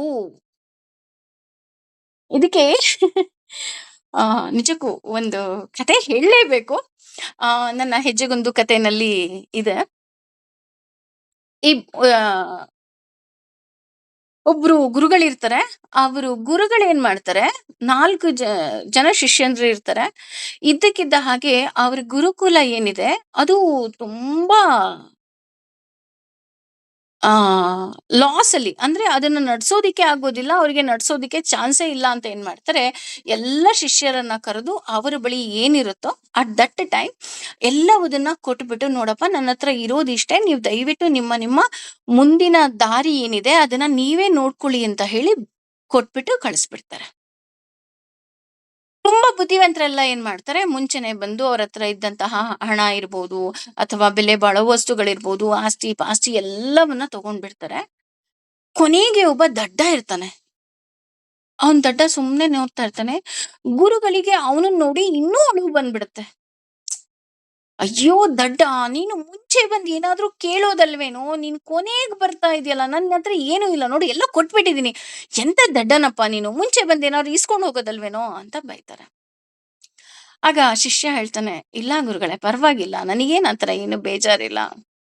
ನಿನಗ್ ಬೇಜಾರಿಲ್ಲ ಅಂದ್ರೇನು, ನನಗ್ ಬೇಜಾರಾಗತ್ತೆ. ಯಾಕೆ ಅಂತ ಅಂದ್ರೆ, ನೀನ್ ಇಸ್ಕೋಬೇಕಲ್ವಾ ಅಂತ ಬೈದ್ಬಿಟ್ಟು ಏನ್ ಮಾಡ್ತಾರೆ, ಅವ್ರ ಬಳಿ ಕೊನೆಗೊಂದ್ ಕತ್ತೆ ಇರುತ್ತೆ. ಆ ಕತ್ತೆಯನ್ನೇ ಕೊಟ್ಬಿಡ್ತಾರೆ. ನೋಡು ನನ್ನ ಹತ್ರ ಇರೋದು ಈ ಕತ್ತೆ ಒಂದೇ, ಇದನ್ನ ತಗೊಂಡ್ ಹೋಗಿ ಎಲ್ಲೋ ಒಂದು ಏನೋ ಒಂದ್ ಕೆಲ್ಸ ಮಾಡ್ಕೊ, ಕೊನೆ ಪಕ್ಷ ಸಾಮಾನ್ ಸಾಕ್ಸಕ್ಕಾದ್ರೂ ಆಗುತ್ತೆ, ಒಂದ್ 4 ಕಾಸು ಬರುತ್ತೆ ಅಂತ ಹೇಳಿ ಗುರುಗಳು ಕೊಡ್ತಾರೆ. ಆದ್ರೆ ಆ ಕತ್ತೆ ಏನಿದೆ ಅದು ಸಹ ರೋಗಗ್ರಸ್ತ ಆಗಿರುತ್ತೆ. ಆದ್ರೂ ಅವ್ನು ತಗೊಂಡ್ ಹೋಗ್ತಾನೆ. ತಗೊಂಡ್ ಹೋಗ್ತಾ ಹೋಗ್ತಾ ಏನ್ ಮಾಡ್ತಾನೆ, ಅವನು ಪ್ರತಿನಿತ್ಯ ಅವನ ನಿತ್ಯ ಕರ್ಮಗಳನ್ನ ಮಾಡ್ತಾ ಇರ್ತಾನೆ. ಅಂದ್ರೆ ಬೆಳಗ್ಗೆ ಎದ್ದೇಳೋದು, ಜಪ ತಪ ಮಾಡೋದು, ಧ್ಯಾನ ಮಾಡೋದು, ಈ ರೀತಿ ಎಲ್ಲ ಮಾಡ್ತಾ ಇರ್ತಾನೆ. ಇದನ್ನ ಎಲ್ರೂ ಸಹ ಗಮನಿಸ್ತಾ ಇರ್ತಾರೆ. ಇದ್ದಕ್ಕಿದ್ದ ಹಾಗೆ ಏನಾಗಿರುತ್ತೆ, ಒಂದೂರಿಂದ ಇನ್ನೊಂದೂರಿಗೆ ಹೋಗ್ಬೇಕು ಅಂತ ಪ್ರಯಾಣ ಮಾಡ್ಬೇಕಾದ್ರೆ ಏನಾಗತ್ತೆ, ಮಧ್ಯ ದಾರಿಯಲ್ಲೇ ಆ ಕತ್ತೆ ಸತ್ತೋಗ್ಬಿಡತ್ತೆ. ಇವನಿಗೆ ಅದು ಕತ್ತೆ ಅನ್ನೋದಕ್ಕಿಂತ ಗುರುಗಳ ಆಶೀರ್ವಾದ ಅಂತ ಬೇರೆ ಪಾಪ. ಹಾಗಾಗಿ ಏನ್ ಮಾಡ್ತಾನೆ, ಆ ಕತ್ತೆಯನ್ನ ಸಮಾಧಿ ಮಾಡಿ ಪ್ರತಿನಿತ್ಯ ಆ ಕತ್ತೆಗೆ ಏನ್ ಮಾಡ್ತಾ ಇರ್ತಾನೆ, ಒಂದ್ ಎಲೆಯನ್ನ ಇಡ್ತಾ ಇರ್ತಾನೆ. ಯಾಕೆ ಎಲೆ ಇಡ್ತಾ ಇರ್ತಾನೆ ಅಂದ್ರೆ, ಕತ್ತೆ ಎಲೆ ತಿನ್ನುತ್ತೆ, ಅದಕ್ಕೆ ಇಷ್ಟ. ಹಾಗಾಗಿ ಏನ್ ಮಾಡ್ತಾನೆ, ಪ್ರತಿನಿತ್ಯ ಎಲೆಯನ್ನ ಇಡ್ತಾ ಇರ್ತಾನೆ. ಒಂದೆರಡು ದಿನ ಅಲ್ಲೇ ಓಡಾಡ್ತಿದ್ದವ್ರು ಏನೋ ಒಂದ್ ಸಮಸ್ಯೆ ಅಂತ ಅದೇ ಸಮಾಧಿಗೆ ಬಂದು ನಮಸ್ಕಾರ ಮಾಡಿ ಹೋಗ್ತಾರೆ. ಮ್ಯಾಜಿಕ್ ತರ ಏನಾಗೋಗುತ್ತೆ, ಅವ್ರಿಗೆ ಒಳ್ಳೇದಾಗ್ಬಿಡತ್ತೆ. ತಕ್ಷಣ ಏನಾಗೋಗುತ್ತೆ, ಇಡೀ ಊರೆಲ್ಲ ಗುಲ್ಲಾಗೋಗ್ಬಿಡತ್ತೆ. ಇಲ್ಲೊಬ್ರು ದೊಡ್ಡ ಸಾಧುಗಳಿದ್ದಾರೆ, ಅಲ್ಲೊಂದ್ ಸಮಾಧಿ ಬೇರೆ ಇದೆ. ಆ ಸಮಾಧಿಗೆ ಹೋಗಿ ನೀವು ನಮಸ್ಕಾರ ಮಾಡ್ಬಿಟ್ರೆ ಸಾಕು, ಏನ್ ಬೇಕಾದ್ರೂ ಸಿಕ್ಕುತ್ತೆ ಅಂತ ಇಡೀ ಊರವ್ರೆಲ್ಲ ಬರ್ತಾರೆ. ಅದಕ್ ನಮಸ್ಕಾರ ಮಾಡ್ತಾರೆ. ಅವ್ರ ಸಮಸ್ಯೆಗಳೆಲ್ಲ ಮಿರಾಕಲ್ ತರ ಎಲ್ಲವುದು ಸಾಲ್ವ್ ಆಗ್ತಾ ಹೋಗುತ್ತೆ. ಹೇಗ್ ಸಾಲ್ವ್ ಆಯ್ತು ಅಂತ ಮಾತ್ರ ಯಾರಿಗೂ ಗೊತ್ತಾಗೋದಿಲ್ಲ. ಕೊನೆಗೆ ಆ ಸಾಧುವಿಗೆ ಏನ್ ಮಾಡ್ತಾರೆ, ಪ್ರತಿನಿತ್ಯ ಹಣವನ್ನ ಕೊಡೋದು, ಅಥವಾ ಊಟೋಪಚಾರ ನೋಡ್ಕೊಳ್ಳೋದು, ಹಾಗೆ ಆ ಸಮಾಧಿಯನ್ನ ದೊಡ್ಡ ಮಂದಿರದ ತರಾನೇ ಮಾಡ್ಬಿಡ್ತಾರೆ. ಇಡೀ ರಾಜ್ಯಾದ್ಯಂತ ಅದು ಹರಡ್ಬಿಡುತ್ತೆ. ಈ ಗುರುಗಳು ಸಹ ಎಲ್ಲೋ ಒಂದ್ ಕಡೆ ಹೋಗಿರ್ತಾರೆ. ಹೋದಾಗ ಇನ್ನೊಬ್ರು ಯಾರೋ ಅಂತಾರೆ, ಈಗ ನಿಮಗ್ ಕಷ್ಟ ಅಂತಿರಲ್ಲ, ಅಲ್ಲಿ ನೋಡಿ ಯಾರೋ ಒಬ್ರು ಹೊಸ ಸ್ವಾಮಿಗಳು ಬಂದಿದ್ದಾರೆ, ಅವರಿಗೆ ಈ ತರ ಎಲ್ಲಾ ಮ್ಯಾಜಿಕ್ ಆಗ್ತಾ ಇದೆಯಂತೆ, ನೀವು ಹೋಗಿ. ಹೌದಾ, ನಮ್ಮೂರ ಹತ್ರನೇ ಅಲ್ವಾ ಅಂತ ಏನ್ ಮಾಡ್ತಾರೆ, ಅವ್ರು ಹೋಗ್ತಾರೆ. ಹೋಗಿದ ತಕ್ಷಣ ಎಲ್ರು ಸೈಲೆಂಟ್ ಆಗಿರ್ತಾರೆ. ತುಂಬಾ ದೊಡ್ಡ ಆಶ್ರಮ ಆಗೋಗ್ಬಿಟ್ಟಿರತ್ತೆ. ಆಗ ಗುರುಗಳು ಯಾರಪ್ಪ ಇದು ಅಂತ ನೋಡ್ತಾ ಇದ್ರೆ, ಅವ್ರ ಶಿಷ್ಯ ಬಹಳ ಯೋಗಿ ತರ ಬಂದು ಆ ಸಮಾಧಿಗೆ ಪೂಜೆಯನ್ನ ಮಾಡಿ ಹೋಗಿ ಕೂತ್ಕೊಂತಾರೆ. ಇದ್ರ ಮಧ್ಯ ಮಂಗಳಾರತಿ ಮಾಡ್ಬೇಕಾದ್ರೆ ಆ ಶಿಷ್ಯ ಗುರುಗಳನ್ನ ನೋಡ್ತಾನೆ. ಗುರುಗಳು ನೋಡಿದ ತಕ್ಷಣ ಆತನಿಗೆ ಎಷ್ಟು ಖುಷಿ ಆಗೋಗುತ್ತೆ ಅಂದ್ರೆ, ಓಡಿ ಬಂದು ಗುರುಗಳ ಕಾಲಿಗೆ ನಮಸ್ಕಾರ ಮಾಡಿ, ಗುರುಗಳೇ ನಾನು ನಿಮ್ ಶಿಷ್ಯ. ಹೂನಪ್ಪ ನನಗ್ ಗೊತ್ತು, ಏನಿದೆಲ್ಲ ಅಂದಾಗ ಗುರುಗಳನ್ನ ಒಳಗಡೆ ಕರ್ಕೊಂಡೋಗಿ ಉಪಚಾರ ಮಾಡಿ, ಅಯ್ಯೋ ಗುರುಗಳೇ, ಇದು ಯಾರ ಸಮಾಧಿನೂ ಅಲ್ಲ, ನೀವು ಕೊಟ್ಟಿರುವಂತ ಕತ್ತೆ ಸಮಾಧಿ ಅಷ್ಟೇ ಗುರುಗಳೇ, ನನಗ್ ಗೊತ್ತಿಲ್ಲ ಇದೆಲ್ಲ ಹೇಗಾಯ್ತು ಅಂತ. ನೀವ್ ನೋಡಿ ಅವಾಗೆಲ್ಲ ಕಷ್ಟ ಅಂತ ನಮ್ಮ ಆಶ್ರಮನ ಮಾರ್ಬಿಟ್ರಿ ಅಲ್ವಾ, ಈಗ ನೋಡಿ ದೊಡ್ಡ ಆಶ್ರಮನೇ ಆಗಿದೆ.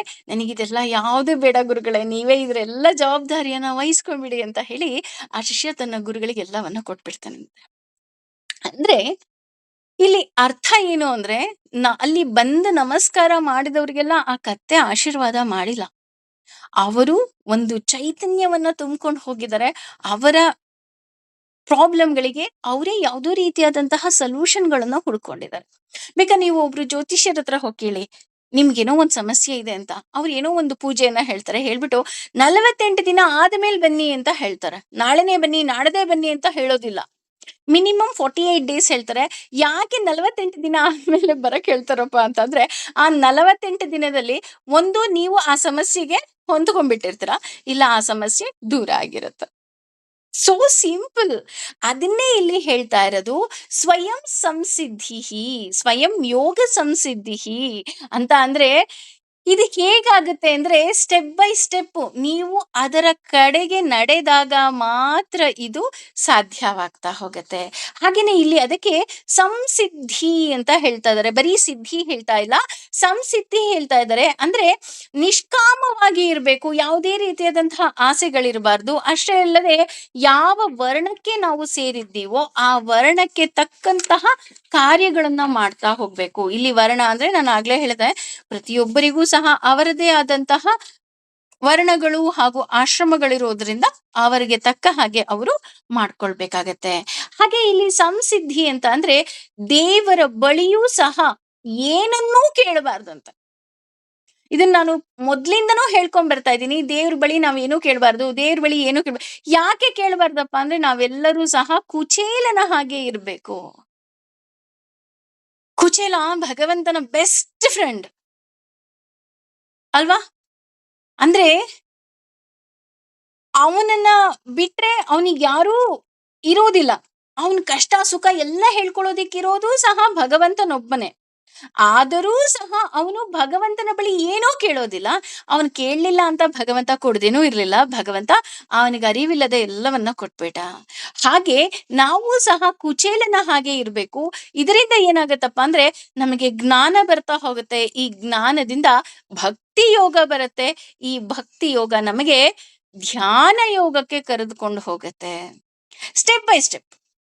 ಫಸ್ಟ್ ಕ್ಲಾಸ್ ಪಾಸ್ ಆದ್ರೆ second class, second class pass ಆದ್ರೆ third class, third class fourth class, fifth class, ಈ ರೀತಿ ಹೇಗೆ ನಾವು ಒಂದೊಂದೇ ಸ್ಟೆಪ್ ದಾಟ್ತಾ ಹೋಗ್ತೀವಿ, ಆ ರೀತಿ ನಮಗೂ ಸಹ ಅದು ನಮ್ಗೆ ಭಗವಂತನ ಬಳಿಗೆ ಕರೆದುಕೊಂಡು ಹೋಗುತ್ತೆ. ಕಾಲೇನ ಯಾವಾಗ ಆಗತ್ತೆ ಹಾಗಾದ್ರೆ ಇದು ಅಲ್ವಾ? ನಮ್ಮೆಲ್ಲರ ಪ್ರಶ್ನೆ. ಏನಾದ್ರೂ ಒಳ್ಳೇದಾಗತ್ತೆ ಅಂದ ತಕ್ಷಣ ರೀ ಈ ಪೂಜೆ ಮಾಡ್ರಿ ಒಳ್ಳೇದಾಗತ್ತೆ, ಅಥವಾ ವಿಷ್ಣು ಸಹಸ್ರನಾಮ ಹೇಳ್ರಿ ಒಳ್ಳೇದಾಗತ್ತೆ ಅಂದ ತಕ್ಷಣ ಅವರು ಹೇಳುವಂತಹ ಮೊದಲನೇ ಪ್ರಶ್ನೆ, ಯಾವಾಗ ಒಳ್ಳೇದಾಗತ್ತೆ? ಎಷ್ಟ್ ದಿನ ಮಾಡ್ಬೇಕು? 1 ದಿನ ಮಾಡ್ಬೇಕಾ? 2 ದಿನ ಮಾಡ್ಬೇಕಾ? 1 ವಾರ ಮಾಡ್ಬೇಕಾ? ಇಲ್ಲ. ಇದನ್ನ ಸಾಧಿಸೋದಿಕ್ಕೆ 1 ದಿನ, 2 ದಿನ ಅಥವಾ ಭಗವದ್ಗೀತೆ 6 ತಿಂಗಳಿಗೆ ಮುಗಿಯುತ್ತೆ ಅಂದ್ರೆ 6 ತಿಂಗಳಿಗೆ ನಿಮ್ಗೆಲ್ಲ ಇದಾಗೋದಿಲ್ಲ. ಇದನ್ನ ಮಾಡ್ಬೇಕು ಅಂದ್ರೆ ನಿಮಗೆ ಜನ್ಮ ಜನ್ಮಗಳು ಬೇಕು. ಓಹೋ! ಜನ್ಮ ಜನ್ಮಗಳು ಬೇಕು ಅಂದ್ರೆ ಹೇಗೆ ಅದು? ನೋಡಿ, ಅದಕ್ಕೆ ಕೃಷ್ಣ ಎಷ್ಟ್ ಚೆನ್ನಾಗಿ ಹೇಳ್ತಿದ್ದಾನೆ ಅಂದ್ರೆ, ಈ ಜನ್ಮದಲ್ಲಿ ನೀನು ಫಸ್ಟ್ ಕ್ಲಾಸ್ ಪಾಸ್ ಆಗಿದ್ಯಾ? ಹೆದರ್ಕೋಬೇಡ. ನಿನ್ಗೆ ಮುಂದಿನ ಜನ್ಮದಲ್ಲಿ ನಾನು ನಿನಗೆ ಸೆಕೆಂಡ್ ಕ್ಲಾಸ್‌ಗೆ ಅಡ್ಮಿಷನ್ ಮಾಡಿಸ್ತೀನಿ. ಅಥವಾ ನೀನು 10th ಪಾಸ್ ಆಗಿದ್ಯಾ? ಯೋಚನೆ ಮಾಡ್ಬೇಡ. ನಿನಗೆ ಮುಂದಿನ ಜನ್ಮದಲ್ಲಿ ನಾನು ಡೈರೆಕ್ಟ್ ಆಗಿ ಕಾಲೇಜಿಗೆ ಅಡ್ಮಿಷನ್ ಮಾಡಿಸ್ತೀನಿ. ಅಂದ್ರೆ ಇಲ್ಲಿ ನಾವೇನ್ ಅನ್ಕೊಂತಾ ಇದೀವಿ, ಈ ಜನ್ಮಕ್ಕೆ ಮಾತ್ರನಾ ಅಂದ್ರೆ ಈ ಜನ್ಮಕ್ಕಲ್ಲ, ಅದು ಜನ್ಮ ಜನ್ಮಕ್ಕೆ ಇರ್ಬೇಕು. ನಮ್ಮ ಕಾಯುವಿಕೆ ಏನಿದೆ ಅದು ನಂದಿಯ ಹಾಗೆ ಇರ್ಬೇಕು ಅಂತ ಹೇಳ್ತಾ ಹೋಗ್ತಾರೆ. ನಂದಿ ಹಾಗೆ ಯಾಕಿರ್ಬೇಕಪ್ಪ ಅಂದ್ರೆ, ಶಿವ ಯೋಗಕ್ಕೆ ಹೋಗಿ ಕೂರ್ತಾನೆ ಅಂದಾಗ ನಂದಿಗೆ ಹೇಳ್ಬಿಟ್ಟು ಹೋಗ್ತಾನೆ, ನೋಡು ನಾನು ಯೋಗ ನಿದ್ರೆಗೆ ಹೋಗ್ತಾ ಇದ್ದೀನಿ, ನೀನ್ ನೋಡ್ಕೋ. ನಂದಿ ಮರುಪ್ರಶ್ನೆ ಮಾಡೋದಿಲ್ಲ, ಯಾವಾಗ ಬರ್ತೀಯಪ್ಪ ನೀನು ಭೋಲೆನಾಥ ಅಂತ. ಅಲ್ವಾ? ಮಾಡಿದಾನ ಅವನು? ಮಾಡಲ್ಲ. ಅವನು ಬರೋವರೆಗೂ ಶಾಂತ ಚಿತ್ತದಿಂದ ಅವನ ಹಾಗೆ ಯೋಗದಲ್ಲಿ ಕುಳಿತು ಇವನೂ ಕಾಯ್ತಾ ಇರ್ತಾನೆ. ಇವತ್ ಬರ್ತಾನ, ನಾಳೆ ಬರ್ತಾನ, ನಾಡದ್ ಬರ್ತಾನ, ನಾಡದ್ ಬರ್ತಾನ, ಆಚೆ ನಾಡಿದ್ದ, ಶಿವರಾತ್ರಿಗ, ಗೊತ್ತಿಲ್ಲ. ಅವ್ನ್ ಕೇಳಲ್ಲ, ಅವ್ನ್ ಏನೂ ಕೇಳಲ್ಲ. ಅವನ್ ಕೆಲ್ಸ ಏನು? ಭಗವಂತ ಹೇಳಿದಾನೆ ಕಾಯಬೇಕು ಅಂತ ನಾನು ಕಾಯ್ತೀನಿ. ಆ ರೀತಿ ಇಲ್ಲಿ ನಾವು ಅಷ್ಟೇ, ಭಗವಂತ ನನಗೆ ಜ್ಞಾನವನ್ನ ಕೊಡು, ನನ್ನ ಧರ್ಮ ಮಾರ್ಗದಲ್ಲಿ ನಡೆಸು, ನಾನ್ ನಡಿತೀನಿ. ಅಷ್ಟೇ ಇರ್ಬೇಕು ನಮ್ಮ ತಲೆಯಲ್ಲಿ. ಹಾಗೇನೆ ಆತ್ಮಾನಿ ವಿಂದ ವಿಂದತ್ ವಿನ್ ವಿಂದನಿ ಅಂದ್ರೆ ನಮ್ಮ ಆತ್ಮದಲ್ಲಿ ನಾವು ಭಗವಂತನನ್ನ ಕಾಣುವಂತಹ ಪ್ರಕ್ರಿಯೆಯಲ್ಲಿ ನಾವು ತೊಡಗಿಸ್ಕೋಬೇಕು. ಹೇಗಪ್ಪ ಅಂತ ಅಂದ್ರೆ ನಾನ್ ಅನ್ಕೊಂತಾ ಇದ್ದೀನಿ ಈ ದೇವಸ್ಥಾನದಲ್ಲಿ ಭಗವಂತ ಇದ್ದಾನೆ, ಆ ದೇವಸ್ಥಾನದಲ್ಲಿ ಭಗವಂತ ಇದ್ದಾನೆ. ಆ ದೇವಸ್ಥಾನದಲ್ಲಿ ಇರುವಂತಹ ಭಗವಂತ ಏನಿದ್ದಾನೆ ಅದು ಕೇವಲ ನಿನ್ನಲ್ಲಿರುವಂತಹ ಭಗವಂತನನ್ನ ಕಾಣಲು ಒಂದು ಮಾರ್ಗ ಅಷ್ಟೇ. ಈಗ ನೀನು ಉಡುಪಿಗೆ ಹೋದಾಗ ಕೃಷ್ಣನನ್ನ ಕಂಡಾಗ ಅಲ್ಲಿ ಕನಕದಾಸರನ್ನ ಕಾಣ್ತೀಯಾ, ಕನಕದಾಸರ ಚಿಂತನೆಯಲ್ಲಿ ಭಗವಂತ ನಿನ್ನ ಹಾಗೆ ಅಂದ್ರೆ ಕನಕದಾಸರೇ ನೀವ್ ಹೇಗೆ ಕೃಷ್ಣನನ್ನ ನೋಡಿದ್ರಿ ನನಗೂ ಹಾಗೆ ಕೃಷ್ಣನನ್ನ ತೋರಿಸಿ ಅಂತ ಕೇಳ್ಬೇಕು. ಹಾಗೇನೆ ನಾವು ದೇವಸ್ಥಾನಕ್ಕೆ ಹೋದಾಗ ಅಲ್ಲಿ ಅದು ಒಂದು ಮಾರ್ಗ ಅಷ್ಟೇ, ಆ ವಿಗ್ರಹ ಭಗವಂತನಲ್ಲ. ಹಾಗಿದ್ರೆ ಭಗವಂತ ಎಲ್ಲಿದ್ದಾನೆ? ಅವನು ಎಲ್ಲೂ ಇಲ್ಲ ಕಣ್ರಿ, ಅವನು ನಿಮ್ಮಲ್ಲೇ ಇದ್ದಾನೆ. ಆ ನಮ್ಮ ಕವಿಗಳು ತುಂಬಾ ಚೆನ್ನಾಗಿ ಬರೀತಾ ಹೋಗ್ತಾರೆ.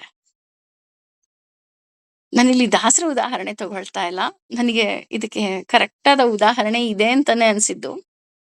ಎಷ್ಟ್ ಚೆನ್ನಾಗಿ ಹೇಳ್ತಾರೆ ಅಂದ್ರೆ, ಎಲ್ಲೋ ಹುಡುಕಿದೆ ಇಲ್ಲದ ದೇವರ ಕಲ್ಲು ಮಣ್ಣುಗಳ ಗುಡಿಯೊಳಗೆ ಅಂತ, ಅಲ್ವಾ?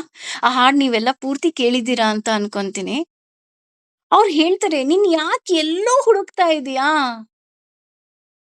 ಅದ್ರ ಜೊತೆಗೆ ಒಂದು ಸಾಲು ಕೂಡ ಇದೆ, ಒಳಗಿನ ತಿಳಿಯನು ಕಲಕದೆ ಇದ್ದರೆ ಅಮೃತದ ಸವಿ ಇದೆ ನಾಲಿಗೆಗೆ ಅಂತ.